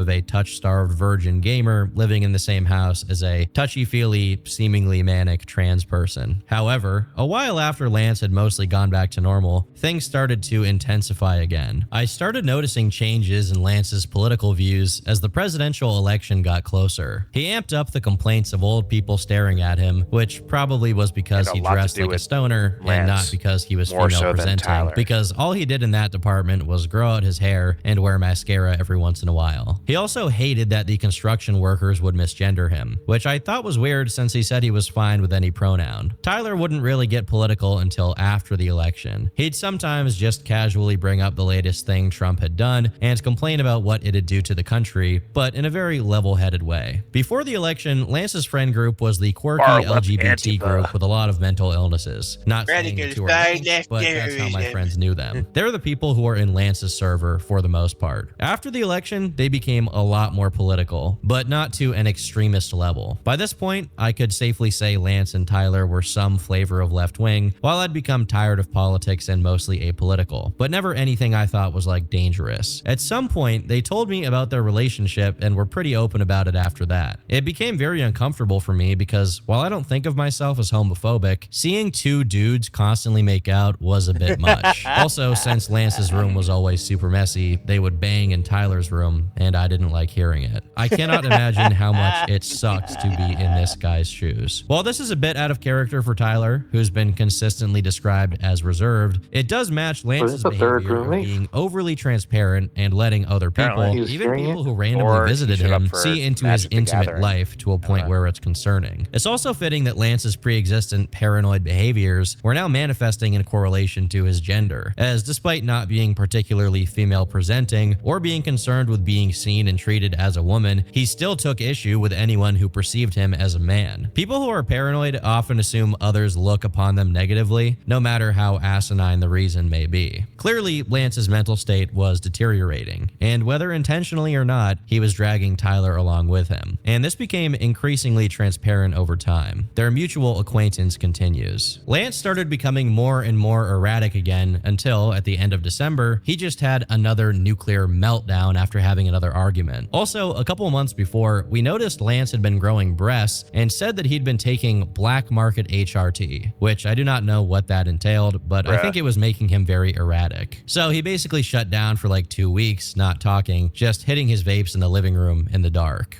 So hormone replacement therapy, I assume. You do not want to do that shit, black market. That's extremely dangerous. I would think So so. this guy's talking about THC. Well, hey man, I'm what I'm saying. Don't mind the roid rage. Smoking a blunt. Well, actually, he'd be doing not roids. He'd be doing fucking whatchamacallit? Not testosterone, right? The other one, Estrogen. Estrogen. Right? And I almost like assume that requires a little bit of dosage of testosterone too, and on top of that, right, to get your body to produce more estrogen in response, right? Unless it's hardcore black market. But then I don't actually know. All I know is like people like cheating in sports. I don't know like the actual like hormone replacement stuff. But either way, okay. Here we go. Here, we have the mention of possibly one of the most concerning details about what kind of substances Lance was on at this point in time. Taking synthetic hormones of any kind, whether the kind and quantity your body already produces or not, is extremely dangerous and can cause pretty much every kind of health issue imaginable, including mental. Even if you're a guy and you take just a little bit of testosterone, you can suffer all kinds of side effects. So obviously, in Lance's case, the risks are much greater by default, and it's made exponentially more dangerous given the circumstances. This is someone who has proven himself to be delusional, chronically sleep deprived, and prone to overdoing substances. There is simply no chance he was mentally well enough to manage and administer dosages of any kind, let alone procure or produce untainted bathtub HRT. While studies on this stuff are hard to come by, there have been a few documented cases of people in similar situations to Lance. For example, there's one case of a person in their early 20s with a history of depression and psychosis who self-induced drug intoxication via HRT, which led to a worsening of their psychosis and all of their other psychiatric disorders. Uncoincidentally, this is when Lance becomes more unhinged than ever before, as his peer continues to allege. I thought he kind of started going back to normal after that because he started talking again, but I was so wrong. I had another magic night at the end of January, so even though Lance wasn't completely fine, I just kind of did it to test the waters. I should have guessed because the nest was starting to form again. He He was watching Doctor Who in the living room, and so I thought if he was just doing that, he'd be fine. But people started to show up and talk before we started, and he just started yelling at us from the other room to shut up, which we thought was a joke since this was standard Magic Night procedure. He yelled again, and then we got quiet until enough people showed up to start a game. During the game, one of my more autistic friends started to bring up transgenders in sports. He literally couldn't get any further than those 2 words before Lance yelled at him to shut up from the other room. And to everyone's amazement,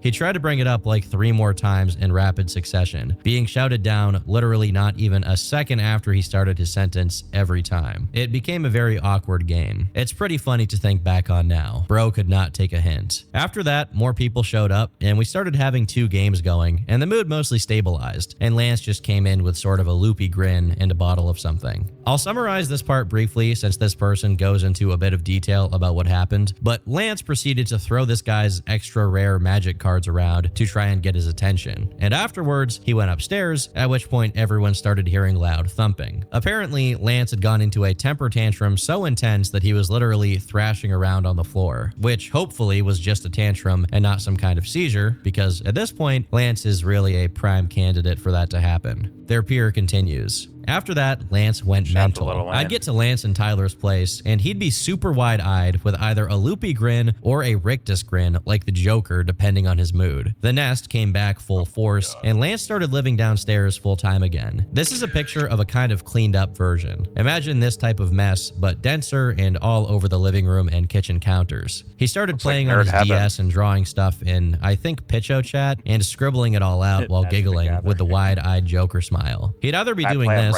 or his experiments or talking with ChatGPT day in and day out. He hardly ever slept. The experiments got scarier too, like jugs of water with a whisk full of aluminum foil that had 2 copper wires coming out of them. The water was clear one day, and at some point I think the wires got plugged into the outlet because the water turned brown and the aluminum foil was pretty burnt. He also started leaving little papers around the house that he had scribbled on while doing that giggling thing. It's at this point that our leaker here. Okay, so now we're at the point where I did not see the rest of this.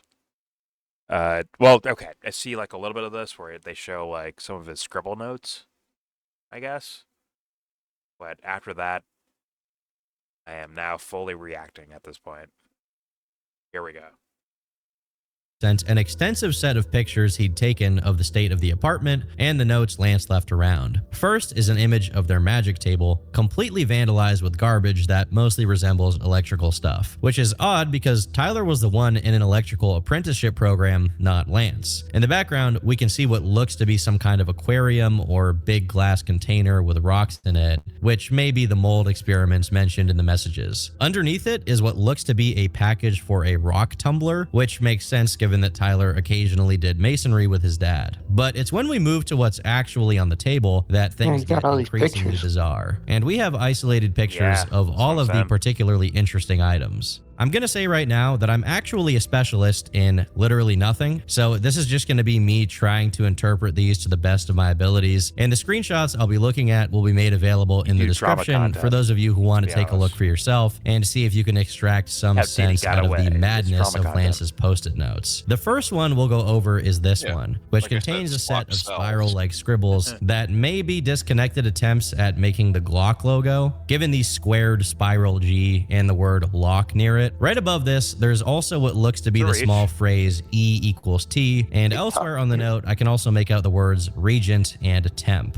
although I have no idea if this is alluding to anything in particular. On the right side of the image, another post-it has the sentence all of separate underneath what looks to be the portmanteau no linguals. This is very rough to make out, obviously, but bilingual means that someone knows 2 languages. Monolingual means that someone knows 1. Therefore, no lingual would mean someone who knows no languages or someone who is nonverbal. The next set of scribbles is a bit more cohesive, although I'm using that word pretty loosely here at this point. Here we can see stop looking for others at the top and Terraria buggin tear ableist in the middle, which I think may be some wordplay with terrible and ableist. At the bottom of this page, an illustrated version of the word sine wave is written above lose it at the tude, next to a picture of some bizarre bizarre looking animal. This at the tude bit to me is very reminiscent of how schizophrenic people will break words down and obsess with syllables, word morphology, Is he trying to and interpret portmanteaus. There's another example of this in one of the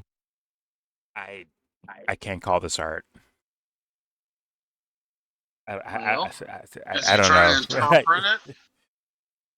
I think he's putting it out. Well, sure, maybe he's trying, but we get to see it. So, like, I'm not going exactly with what this guy's saying. It's more so of I've never seen these before, right? Before this video, I've not seen this before. So, and I once again, I can't say that this is the real. He has like real access to photos of this guy's notepad or anything to do with their household at all. But Right. he's saying it, so I consider it. You know, okay, maybe this is the case. Let me look at it. You know, that's where I'm at. I'm just highlighting the point of he's attempting to interpret art. I think it looks realistic because it's not like so blatantly like, okay, here's what my plan was. You know, it's just a bunch of random stuff. I mean, if you ever seen me like writing anything down, like in handwriting, something down for like a sketch or an idea, one word will be in one spot, or sorry, a phrase will be in one spot, and then the next phrase might be in another spot. But I know that because I wrote it, right? So I know exactly like what I'm looking at. But if someone like found it one day, or what the fuck does this mean? It'd look actually all over the fucking place. Not saying that Lance is in his right mind and writing these things down or whatever the fuck he's doing, right? I'm just saying, like, on a notepad that I wrote like notes in to myself and to, whether it's anything, cybersecurity scripts for fucking animations, whatever the fuck, right? It'll look all over the fucking place, and it won't make sense unless I like describe exactly what the fuck was happening on the notepad, like straight up. So I leave room for that, but either way, we get to see this, and yeah, I have no idea, no clue, personally. I mean, the way he's talking, this is like some form of a supportive, circumstantial evidence to point out Lance was crazy, which is associated with Tyler. So it looks to be utilized as evidence of conviction. So I'm smelling that. That's why that's why I'm like highlighting that you might not like consider it art, but in the simplistic idea of art, it's like you can't. Can you really prosecute someone for their artwork and not say it's just their artwork? I would hope not, I guess, unless you like had like like a team, like, oh, we all did this together, and thus I can read this, whatever, right? But Unless you claim you don't even draw pictures. it's just weird for the guy to say like the Glock logo. I'm like, I didn't see that there. I saw what he was pointing to, but I didn't like see the Glock logo that he was showing on screen, right? Almost like he's like trying to nudge me to consider it as that, if that makes sense. And I didn't get that from that. But he definitely is, in my opinion, like leaning towards like, well, Lance is the crazy one, so maybe he. But how would that happen, right? Does he look like the guy? Once again, the FBI showed us photos of the guy going up the stairwell, right? Does he look like that guy? I don't think so. Maybe he does. I don't know. But I'm not there yet. But I'll give him room. Time left. Well, you know how courts have convicted people for writing the lyrics and songs about killing someone. Yeah. So it's kind of like, the system would love to get something like that to utilize it. But is that really fair? I don't know. I wouldn't say it's always fair. At least if you can really showcase the context, you can really show the context, I guess. But in this case, like, The prosecution is, as far as I understand, the prosecution is really like leaning on to it's Tyler Robinson. He's the guy who did it. And they're really like leaning in that direction so far. I haven't even heard the kid's fucking name yet. Lance Twiggs. I haven't heard his fucking name yet in court. Like, so it's like it's all. It looks Lance Twiggs. That's this guy, the guy that does little sketches and shit like that. This shit on screen, and the furry trans girlfriend or boyfriend or whatever the fuck you want to call it. That's that guy. That's them, right? Tyler. That was Lance Twiggs. Was Tyler Robinson's boyfriend? Yes. Am I wrong? The roommate. The roommate is Lance Twiggs, of Tyler Robinson, the guy accused of shooting Charlie Kirk, right? But it seems like the state is putting all their chips on the table for Tyler Robinson, straight up. Like, okay, this is our guy. Yeah. That's what it looks like.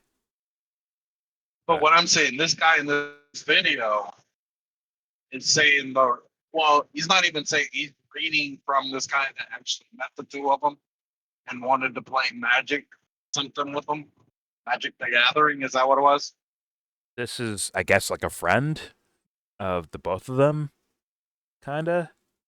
And they would hang out every so often. I guess play Magic the Gathering. Yeah. But so we don't have a name. He's presenting it. Whoever wrote all this. Yeah. Is writing it like here's some evidence for it. I mean, if all things were quote unquote legit, this would 100% be based on what the judge said, right? This would be a gag order situation. 100% it would. 100% it would. Gag him. It'd be a gag order on this guy that's talking to this YouTuber about this. Why? Stuff. Because he said any pertinent witness, it gets a gag order. And this guy is essentially like a character witness, right? Of Tyler, of even Lance Twiggs, although they're focused on Tyler Robinson, right? But he'd still be like a kind of a character witness for sure, right? Am I tripping on that? Right. No, I think that fits. I think that's character witness. So, yeah, this video came out yesterday, I believe. Just to double check. I think it's a day. Yeah, 1 day ago. Double check here. Yeah, yesterday. Came out yesterday. When the gag order come out. That gag order video was from 3 weeks ago. 3 fucking weeks. Oh shit. So it's almost like this guy's not even a part of the case, probably. And maybe like he felt like he had something. He's like, "Yo, no one wants to talk to me, so I'll talk to you on the internet." I'm surprised Candace didn't like fucking clip his fucking Achilles for this information right now. I think I'm just saying. Bitch, this is my story. It's mine. But all right, get your own. Candace probably broke to him saying, "What else you got? What else you got?" Possibly, very possibly, actually. But especially after like this video's fact. This video's in 6 figures, right? 500,000 basically in a day. In a day. So for sure, Candace might be on Candace's radar at the very least. But either way, let's keep playing. See if there's more to this. Here we go. Post-it notes where he writes, "I'm alone," obviously doing what I'm talking about here. On another page, we have Monsumus Sumptuous right at the top, followed by SFTU Piteous, which I assume is like shut Idiots. the flip up. Idiots, maybe. Further down the page, there's a rough sketch of America with the number 21.0 inside of it. It's a leap. And We don't know nearby that. phrases like "go to the store" and "small box, go listen to act." A lot of this stuff reads like Lance is just writing his mundane thoughts or whatever he's seeing on his phone in the most cryptic and insane way possible, but some of it does stand out to me as potentially meaningful or at least consistent. On a post-it note, he writes down, TY and Miss My BF, obviously in reference to Tyler. On another one, we have Stop Crying, Stop Stopping, and in one of the pages, we have the phrase full stop, very jagged at the bottom, although this may be bull or something else. On this page, there's something pretty interesting, as the words federated and fed-related are right next to what looks to be the word CIA, and further down, a drawing of 4 symbols that ever so slightly resemble what you'd see on a set of Zener cards. If you're not familiar with what these are, Zener or Zener cards were created in the early 20th century to test if people had extrasensory perception, and much later on, they were frequently reported as being used in gifted and talented education programs. There are a lot of conspiracy theories surrounding this topic, some of them being more credible than others, but they typically have to do with the CIA project MKUltra, and how GATE may be some kind of offshoot of it. I won't get into the merits of these theories, not only because Wendigoon should be the one to do that, but also because it doesn't really matter as much as the reason why people are drawn to this topic online in the first place. You see, if you check on Reddit, the majority of people who engage in discussions about the nature of GATE programs are people who were in GATE themselves, obviously, meaning they were, at some point, considered to be gifted. You may have already heard about this, but there's a sizable phenomenon of gifted kid burnout, where people who used to be overachievers in their childhood, usually in the academic sense, could no longer keep up as they got older, and so their life spiraled out of control. Part of this phenomenon is that when they can't get over their attachment to how they were treated when they were seen as special, they come up with all sorts of extraneous reasons to justify their decline and convince themselves that they're still gifted in some way. Given that Lance is quite literally documented on video as a gifted kid, being an adept piano player from a young age, and his life definitely went downhill as he got older, it would make sense for Lance, in one of his weed, paranoia, alcohol, and hallucinogen real maxing binges, to stumble upon this stuff while doom scrolling and decide to scribble about it. This notion that Lance is still attached to the idea he's special or somehow intellectually gifted is later corroborated by this anonymous peer. But even just examining his projects, Lance clearly thinks he's doing something here. Among the incoherent scribbles, there's hot glue and electrical wiring and batteries, which leads me to suspect he actually believed he was putting something together. And maybe some of these scribbles are, at least in his delusional mind, blueprints or rough sketches. At least some of his drawings had symbols that resembled electrical circuit diagrams, some even written on books about electrical stuff like impedance phenomena, while others had mathematical symbols as if he was writing down equations. Although, of course, none of it actually makes any sense to me or probably you. I will say some of this stuff legitimately gets pretty scary. To think that this guy melted his own brain to the point where he was drawing this is horrifying. Besides the consistent appearance of circuit diagram-like straight lines leading to symbols and drawings and references to spirals and spiraling, there's one image in particular that really got my attention. On what looks to be 2 pieces of cardboard, Lance wrote, "Hormonal flux dash is way fluctuative," followed by definitely orchid denialism. If you don't know, orchid is actually the medical term for balls. So with the context here being him mentioning hormones and of course identifying as trans in the few months prior to Tyler's attack, orchid denialism could be a reference to him outright not acknowledging or recognizing his balls. I can't make any other conclusion besides that one, but as I said earlier, all of the images will be available for you to peruse. And although a lot of it is just random babble, I am hoping that by someone else other than I taking a look at this, there can be some information extracted from these images. The anonymous peer continues. "These scribbles look bad, but it's even worse when you saw his face when he was doodling it, combined with the giggling and how vigorously he would scribble. It was very scary. And the way he spoke was weird. It was a bunch of words, but none of them made sense together, or sometimes it'd be in rhyme, or just sometimes he'd only smile and point at things. If I was religious, I would have called an exorcist. The smile was so scary. And he showed me what conversations he was having with ChatGPT. He told me he..." Okay. Do you know what it actually reminds me of? It reminds me of Chris Benoit. Some of the kind of things he was writing down, I guess, and circling in the Bible and all that shit before he, killed his family and himself. Right? It actually looks like that. That wasn't my first thought, but you know what? It works. Well, it's like the ramblings and utterings of someone that's just not there, right? Now, that doesn't mean incriminating at all to me, because there's plenty of people that do weird shit. We only hear about the ones that get famous for doing something horrible, right? Yeah. So that doesn't mean that someone's harmful to anyone else. So I'm not going there. Although this video is trying to like lead that direction, probably, if I had to guess, because it's so outside of this guy that seems like a pop YouTuber. It's outside of his range, right, of understanding. He only gets like, where's your Taylor Swift soundtrack at, huh? You don't listen to Taylor Swift? What's wrong with you? Right? This guy probably only like understands shit like that, but at the same time, it is worth looking at, I would say. But nothing so far gone yet. Although, once again, worth looking at. I'll say that. And also, you have to come up with ideas here, because let's say it wasn't Tyler Robinson and it was Lance Twiggs instead.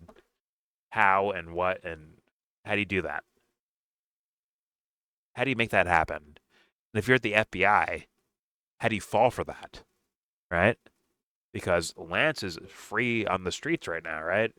And Tyler's locked up. So how could you fuck that up to that degree? That doesn't make sense to me either. So, okay. Well, let's see where Pop YouTube goes, but ears opened. Here we go.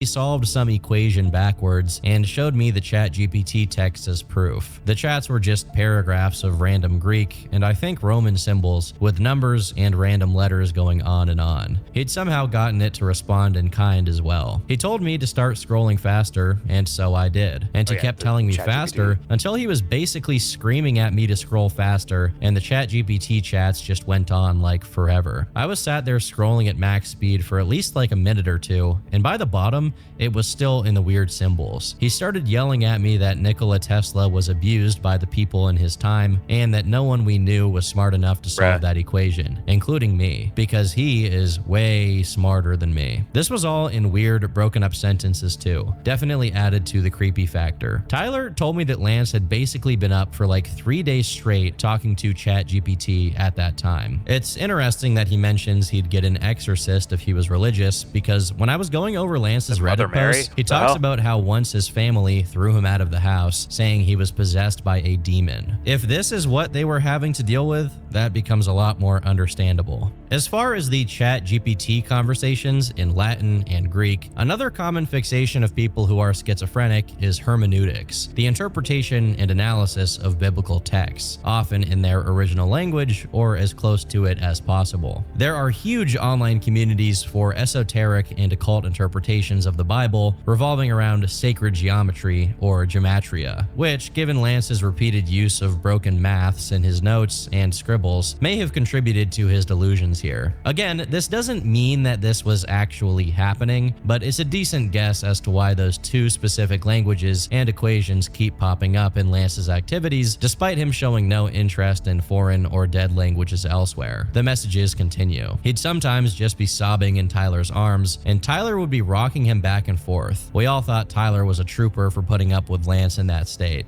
So the next image attached in these messages is one that I don't think I can show you guys on YouTube, but you will be able to check it for yourself in the description.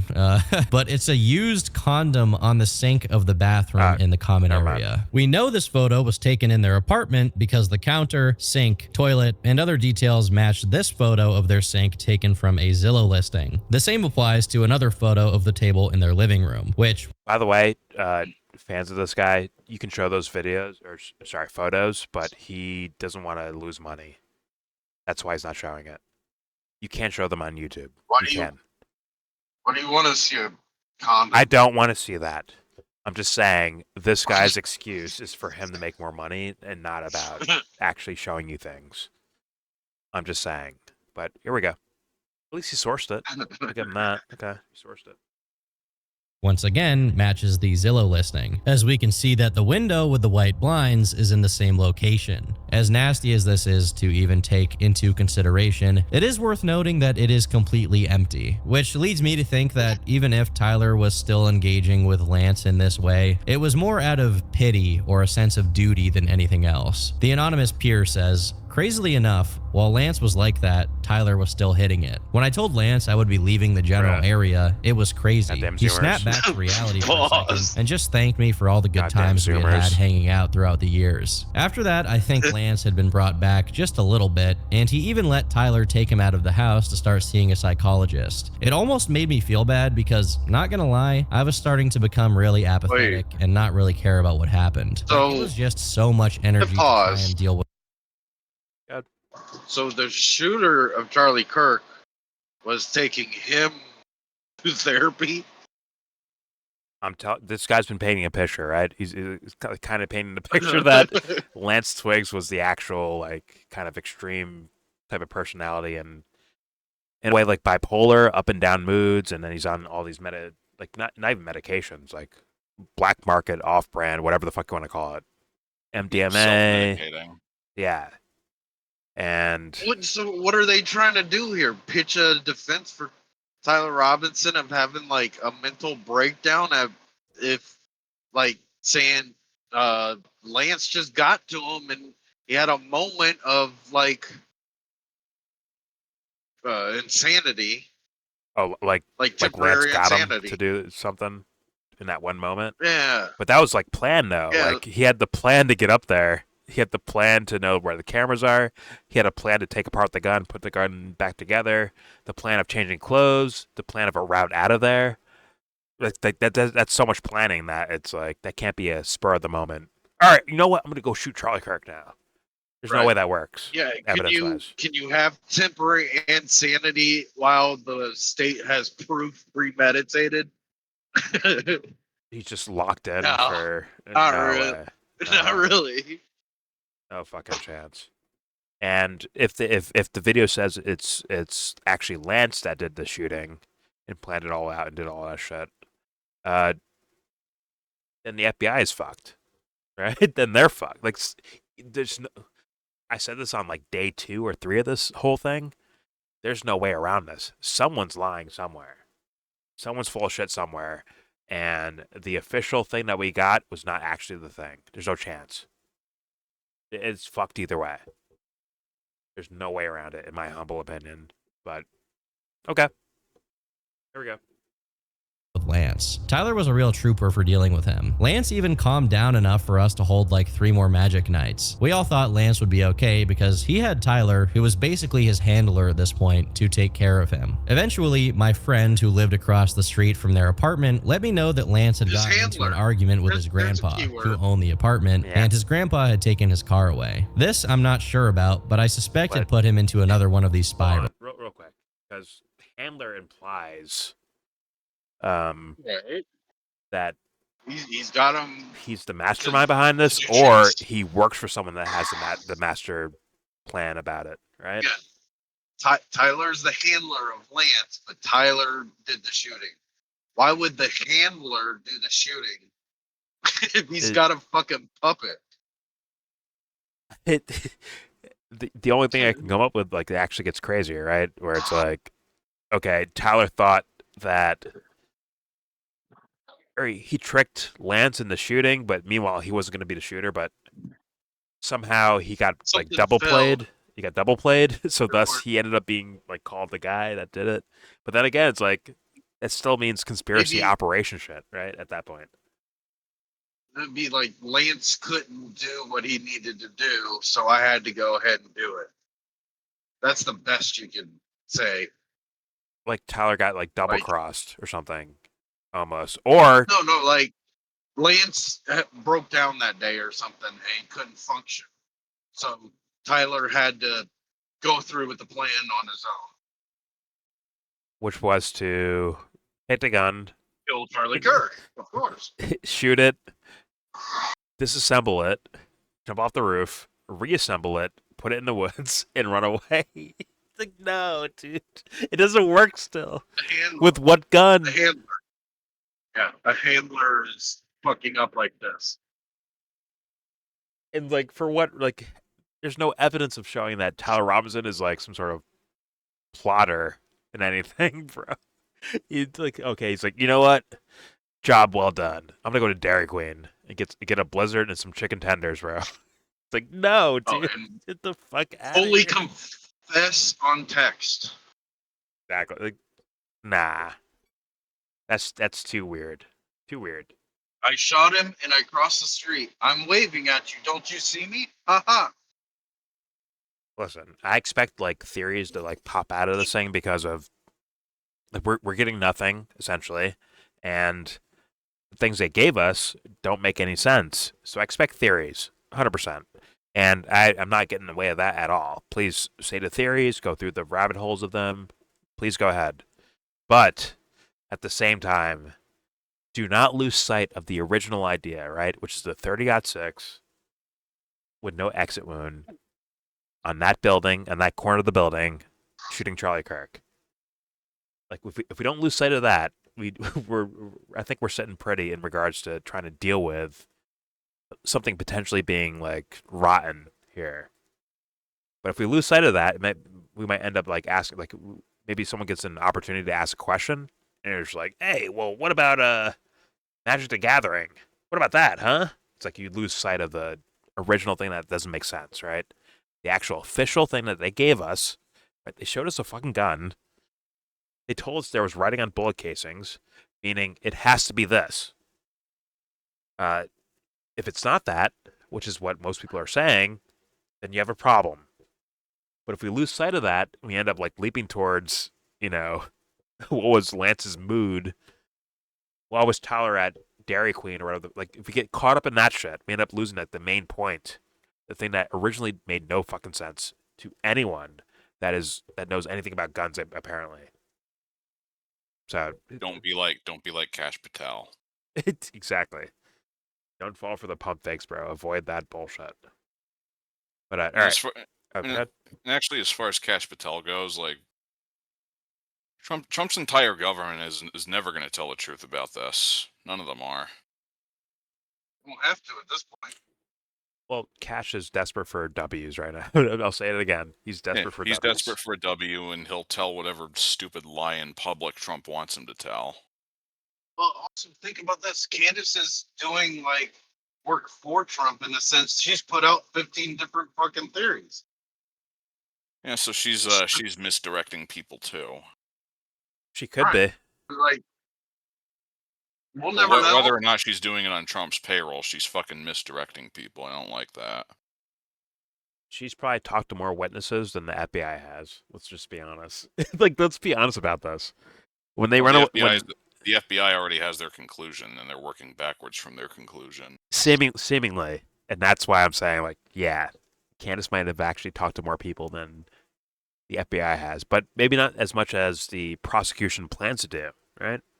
The lawyers that are, and the judge and the gag order and all that shit, the defense and the prosecution might actually be talking to more people than even the FBI has so far. It could be that. But that could also be bullshit. I leave room for all of it because we're in fucking limbo right now. Like, straight up. We're in fucking limbo. No fucking clue. At least for me. I have no idea. I'm hearing this guy being implied. I'm hearing Israel, Trump, the U.S. government, TPUSA, far left Antifa. All these like character theories are out there right now. It's like, who fucking knows what the fuck is going on right now? Here, I'll make up one right now. Greenpeace did it. Why? Because he said something about whales one time. Charlie Kirk was advocating for Ford F-150s. So Greenpeace had to take him out. Charlie was advocating for gas guzzlers, so we got to take him out. Can you imagine? I'm like, that'd be the worst writing of all. God, that'd be a terrible script, bro. Don't do that. Change that script around. Don't let that happen. Vegans did it because they saw me eat a steak one time. We saw it was medium rare. Like they start salivating. It's medium rare. You had A1 steak sauce on the side. Anyways, he had to go. He had to go. Get the fuck out of here. I saw Charlie Kirk litter one day. We had to take him out. Stop it. If you had the views Candace Owens had, I bet there'd be 3 different conspiracies going along with what we just said. Probably. From someone out there. I mean, like, there's something to that Greenpeace, that vegan shit. There's something to it. Let me tell you. I absolutely agree. There'd be exponential fucking theories on top of the original theories. It'd just be like, it would just go on forever. And, well, until the trial, at least, I guess. But, all right, let's keep playing. No, good. That wouldn't be the end of it. JFK had a trial in the 80s. Yeah, but base level. This is the 10th time I fucking said this, bro. I said that shit to my dad, who's a military guy, and he's been around guns for a large portion of his life, right? And got 16. He said, no fucking chance that gun didn't create an exit wound. No chance. 0 chance. Because he's seen the fucking thing shot. He saw what it does, like as far as like material damage. It's like there's no chance that would happen. And at that base level, there's no fucking way they could just JFK this thing. There's no chance that the gun itself is in question. Off rip. No fucking chance. They would have to change guns. If they change guns, what the fuck did you show us in that cardboard box in the fucking woods? Right. So it's fucked. There's no way around this. It's fucked. It is fucked. It's all up to like how much do regular people like care to, complain about this or dig into it. Straight up, like either way, it's fucked. It won't make sense as far as I understand. But all right. There will be a Gen Z of Oliver. Is it Oliver Stone that wrote the JFK movie? Yeah. But it will be nonsense because Gen Z fucks everything up. This is also true. I agree with that too. Dubs, you're on a fucking roll, man. You're on a roll. I agree. I agree with that. All right, let's keep playing this. Here we go. Magic Nights. We all thought Lance would be okay because he had Tyler, who was basically his handler at this point, to take care of him. Eventually, my friend who lived across the street from their apartment let me know that Lance had gotten into an argument with his grandpa. Welcome to the car. It wasn't handler as in like, FBI handler or CIA handler. Right. It's like this guy gets fucked up a lot, so thus he has like a friend that, or his boyfriend or whatever, look after him. Places. Yeah, looks after him. Drives him places. Okay. Here we go. He had Tyler, who was basically his handler at this point, to take care of him. Eventually, my friend who lived across the street from their apartment let me know that Lance had gotten into an argument with his grandpa, who owned the apartment, and his grandpa had taken his car away. This I'm not sure about, but I suspect it put him into another one of these spirals. I imagine Lance was just alone with Tyler in the apartment, just driving Tyler crazy. I'd be hard-pressed to stay sane while living alone with Lance while he's like that. I joined a couple Discord calls with Tyler and Lance would say one thing and then be silent, and Tyler would just talk normally. Tyler even joined a call 2 weeks before the assassination and acted completely normal. All of this is really interesting to me because while we did have an inkling that neither Tyler nor Lance were in their right mind by the time the attack took place, it seems like the situation was that Tyler was being subjected to an incessant barrage of genuinely psychotic ramblings from a paranoid and deranged Lance, who had recently become significantly more political, as is customary. But that doesn't. So if the idea is that Tyler was like, "Hey, this is my boyfriend or whatever the fuck, girlfriend with the trans, whatever, it's my furry, whatever the fuck they're doing, right?" If the idea is like this person gets fucked up all the time, they get belligerent, they throw things around, they throw temper tantrums, wouldn't the idea be like Tyler's in his right mind, like looking after them, versus Lance is saying such words that Tyler's like, wait a minute, you're right. Let's go kill Charlie Kirk right now. Right? Doesn't it sound like the rantings of a madman almost is the idea that's being presented in this video, right? I'm pretty sure. Well, he did just say both of them were fucked up by the time of the shooting. So one sentence he gives shit to Tyler. Like Maybe this whole Tyler got thing's into about the how drugs fucked too up or something. Lance is. No, it's like a bad relationship, and he's like, "Fuck it, I'll kill him then." But that be like that Like, requires like storms out. such planning for that. But once again, the planning has to be there. It's like, all right, fine, Lance, I'll take him out. Okay, give me like 4 weeks. I'll plan this out right now. Like what? Like what is the? It doesn't make It's sense. like this was a breakup kill. Doesn't make. And then You Lance won't do Lance it. goes I'll to the do cops. it. We're over. Doesn't Lance turn himself in to the cops? Say, hey, look, this is our messages right here. According to the FBI, like that's the actual official story, isn't it? That Lance volunteers the evidence, right, to the FBI. Doesn't he also talk about doing a whole bunch of LSD and all that kind of shit? Isn't that part of a confession? So he's confessing to doing drugs, having drugs, growing drugs, and none of that's fucking getting him arrested? I got nothing, bro. I'm gonna hit play now. I got nothing. Here we go. For people with these kinds of delusions, they start fixating on he's prominent people, experimenting, imagining they have some apparently. specific relationship to that person, usually that they're being stalked or otherwise directly antagonized by them. This is probably when the name of Charlie Kirk entered the mix, and while it was probably just one among many delusions Lance would probably forget about by the time his episode ended, it seems it seeped into Tyler's mind as the cause of Lance's problems. Obviously, there's the political context of it, with Lance being trans and Charlie being conservative and criticizing the trans community. But judging from the leaked messages between Lance and Tyler, it does seem Lance himself is taken aback and shocked that Tyler did what he did. If I were to guess, Tyler took some of the things Lance must have said while in a state of delusion to heart, while Lance had already forgotten about them a while later. Their peer concludes his messages by saying, after talking to another friend apparently right after he did the shooting, he joined a bunch of Discord calls asking if anyone had seen the news while breathing heavily. And literally the next day, he was in call just chatting with people while playing his puzzle games. And also for the record, Tyler 100% calls Lance my love when they are talking alone. Hopefully this sheds some light on what it was like behind the scenes.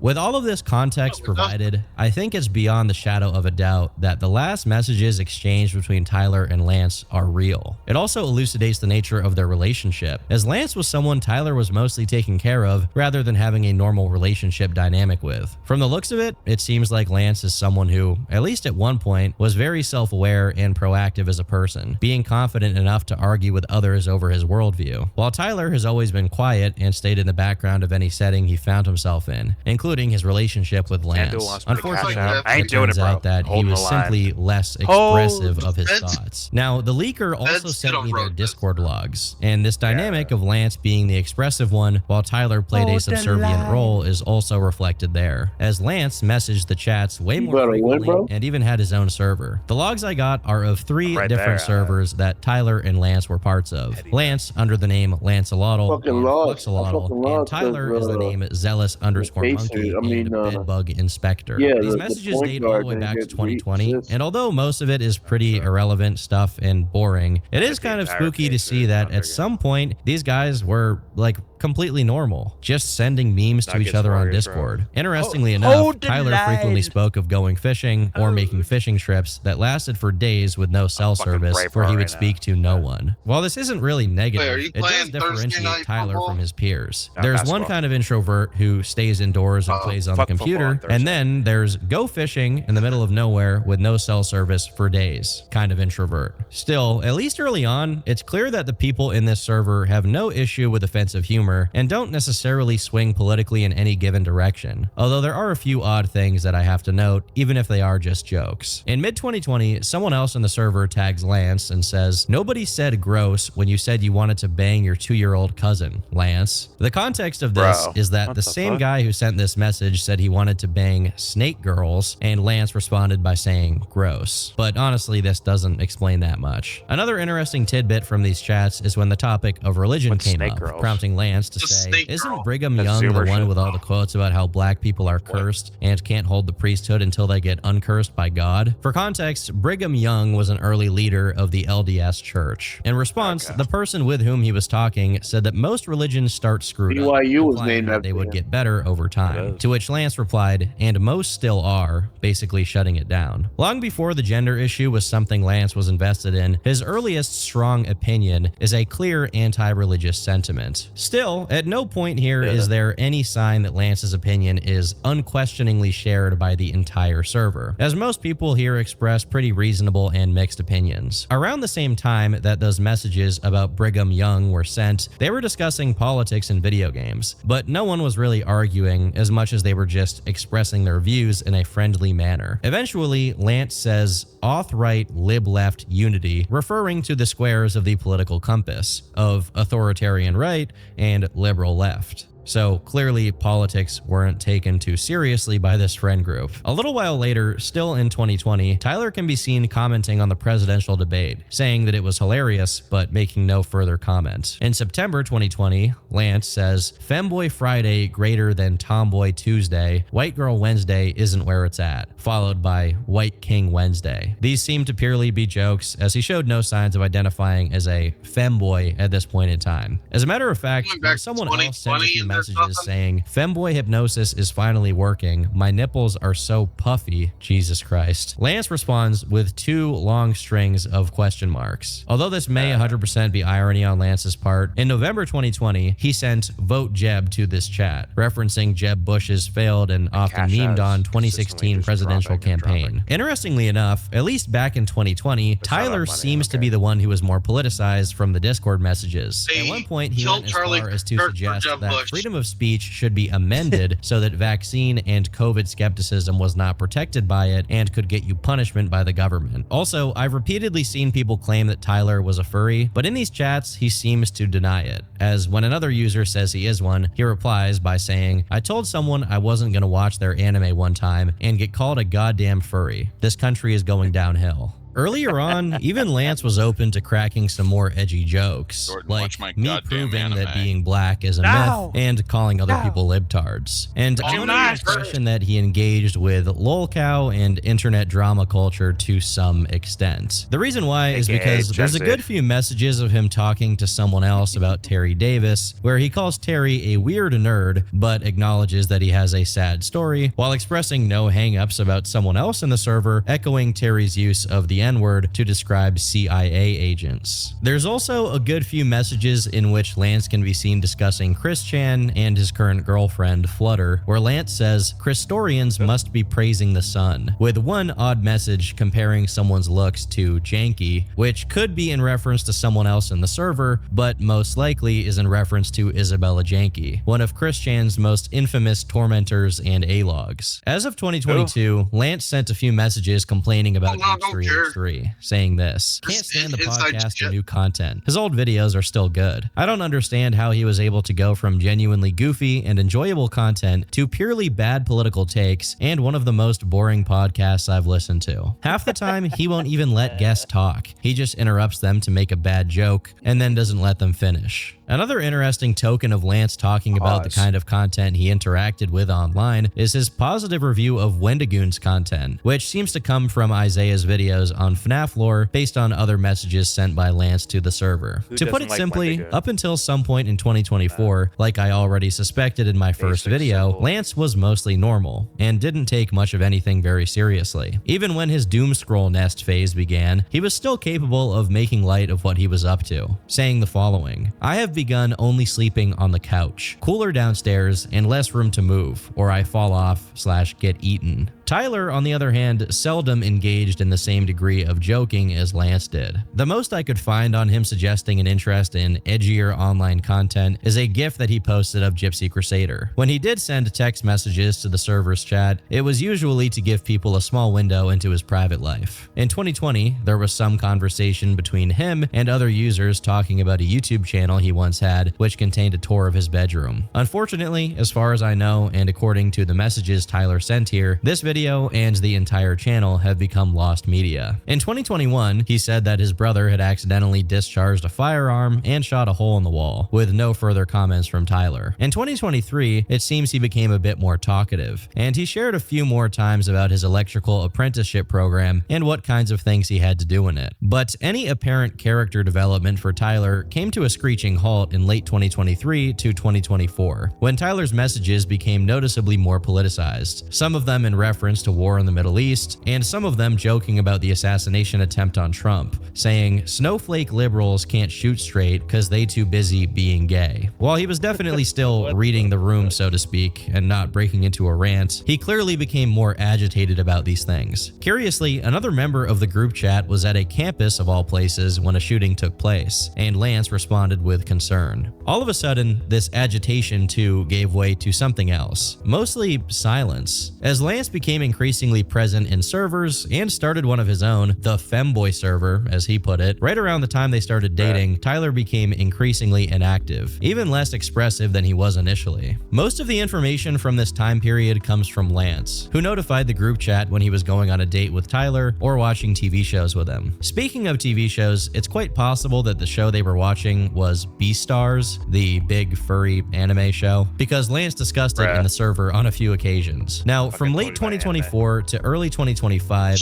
some of Lance's messages further corroborate the claims made by his and Tyler's anonymous peer. First off, he says that he's been chronically sleeping from 7 a.m. to 4 p.m. and that it's been wreaking havoc on his life. Then, we have a ton of messages in his own server where he's talking to ChatGPT, although I'm sure this is only a fraction of the full extent of his communications with it. Lastly, we have Lance inviting everyone in his server to attend the anti-Trump No Kings protest. Over the previous half a decade worth of Discord messages, nothing from Lance comes even close to as clear of a political expression as this. As far as Tyler's presence in Lance's server, one of the last messages I was able to find of his was sent in August, where he simply says, "I am very ill." Within a month of this message, the tragic day of September 10th comes around, and the following day, Tyler sends his confession message to their old friend group server. It's interesting to me that he sent it in this server and not to Lance's new server, because I'm not sure why that is. It could just be that he was less familiar with the people there, but based on the kind of messages sent there, which we're gonna go over later, it could be that he wanted to avoid having anyone say something that resembled support for his actions. In the original group chat, one of the most prominent users replied, saying this: "Hey everyone, if you haven't seen the news yet, Tyler's post above is true. He was taken into custody earlier today for the shooting of Charlie Kirk. Regardless of the horrible actions that took place, we must take this moment to remember that God is a living and loving God who loves all his children. God calls sinners to be his saints, and I ask that you all take a quiet moment to pray for Tyler and his repentance. While Charlie Kirk's politics were not acceptable to some, I ask that we all say a prayer for him and his family during these confusing times. Love you all. God bless."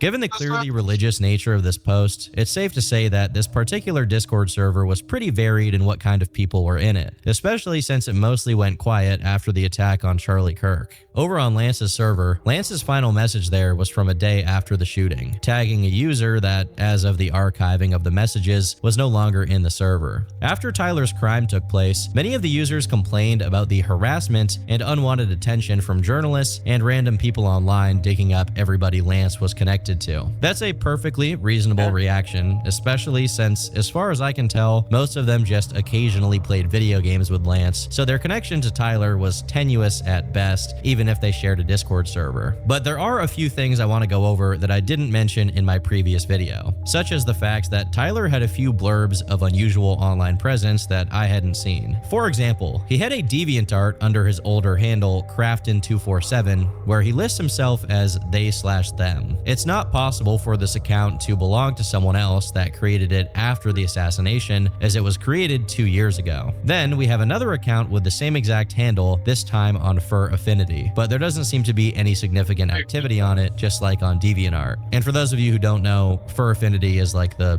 furry website. It's the #1 furry website, okay? Now there's also 2 Reddit accounts under the names Crafton247 and Crafton248, neither of which contain any significant info. There's one post post on each account, both of some pretty mundane content and from years ago, long before he was dating Lance and became more politicized. Now lastly, there are the Steam accounts of both Tyler and Lance. Tyler was clearly much more active on Steam, being level 50 on the platform. It is interesting that Tyler once set his name on there as Donald Trump, but besides that, nothing of note really. Part of why there's very little to say is that Tyler clearly set most of his settings to more private options, which again is pretty reflective of the kind of guy he was. Lance, on the other hand, had pretty much every facet of his profile completely public, where we can see that the last game he played was 2 days after Charlie's death, and his profile has been completely inactive since then. Given the testimony from Tyler and Lance's friend, even people who knew them in real life and frequented their living space only ever caught glimpses of the exact nature of their relationship. Based on the last few months prior to Charlie Kirk's assassination, as far as I understand, they weren't really having anyone over, and their output of messages to their online friends also significantly decreased. I have done my best to contact Lance about all of these claims and get his side of what happened, but he has not responded to 3 different requests for comment. Unless one of them, Tyler or Lance, decides to speak up and elucidate the lead up to what happened, I think there's no chance we can piece together a full narrative of the events that contributed to Tyler's mindset. Clearly, it was politically motivated, as both Tyler and Lance had become much more political, particularly around the topic of gender.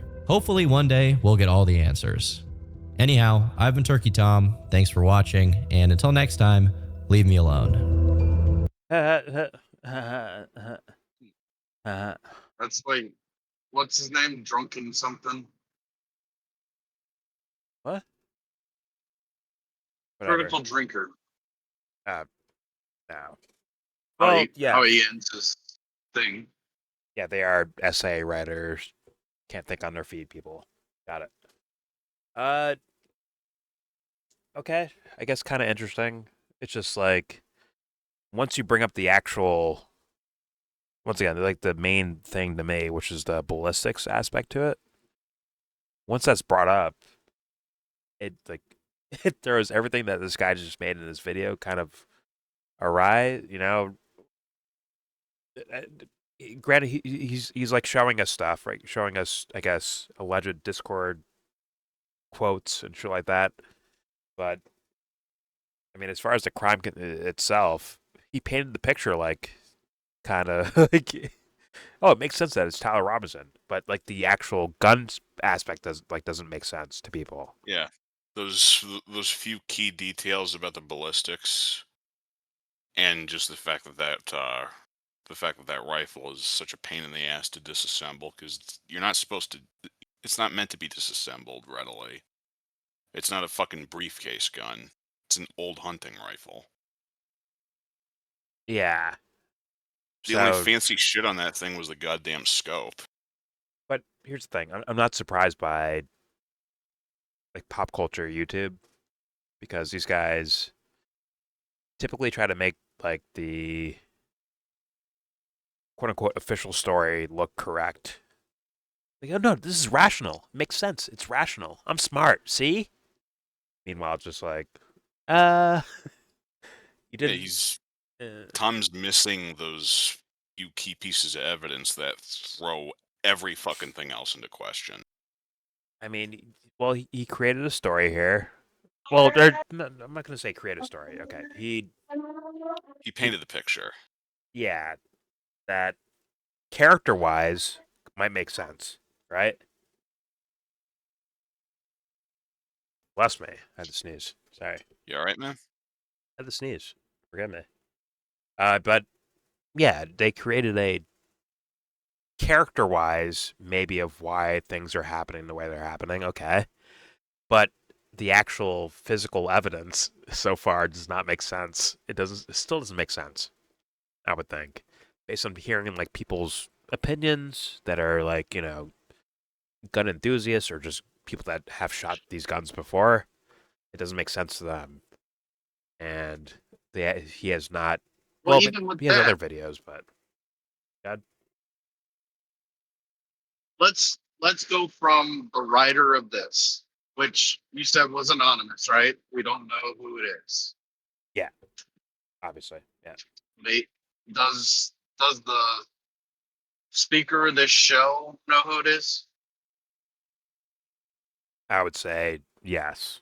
I would say obviously yes, Okay. because they have to confirm. So I would hope they confirmed. he's protecting his sources. Okay. Which means anonymous source to general public. Yeah. Okay. You can't take that freaking serious under any circumstance. Ever. You have, because I could just say this phrase to you and it changes your whole mindset about it. I think the feds wrote that. Now, part of the idea is that he showed this guy. Okay, maybe he didn't even give up his name or who he is or whatever the fuck. Maybe he showed him pictures. Go with what I'm saying. You can't take anonymous sources at face value. For one, you don't have a face. Two, I just throw out that simple thing. The feds wrote it. Well, I think the idea is that he showed pictures of the apartment. I think it's part of the Feds had idea. access to the apartment. True, but you know, for random anime profile pop YouTuber, Okay. they might accept that. Beyond that, the aspects of what was said was Lance is so crazy. The best I can interpret it is like, imagine you've got a crazy girlfriend and you're like, I just want her to stop being fucking crazy. I'll go do what she wants me to do. And you're basically through all of this kind of telling me Lance said to do it. Go kill Charlie Kirk. So he's like, fuck it. I'm sick of your crazy shit. You've been fucking hammering me with this idea secretively that's not mentioned in this for 6 months or something. That doesn't work. Fuck it, I'll go do it. It doesn't work. I know, but that's the best I could go with from what I've heard out of this storyline is Lance just secretly was telling him to do something. He's like, he's calm and collected the whole time. Tyler's been cool. But Lance is so crazy, he just is like, fuck it, I'll do it. Fine. If that'll get you shut the fuck up, let me have some fucking peace at night. There's no fucking way. I get what you're saying, and like the narrative that we just saw right here, right? I get where you're going with that, to like try to make that make sense. It's just like, so like out of frustration, he's like, you know what?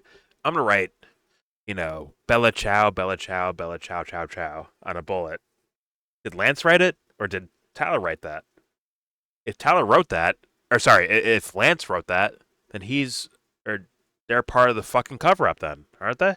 Or part of the whole Their team. assassination. Yeah, their team. Yeah, their team.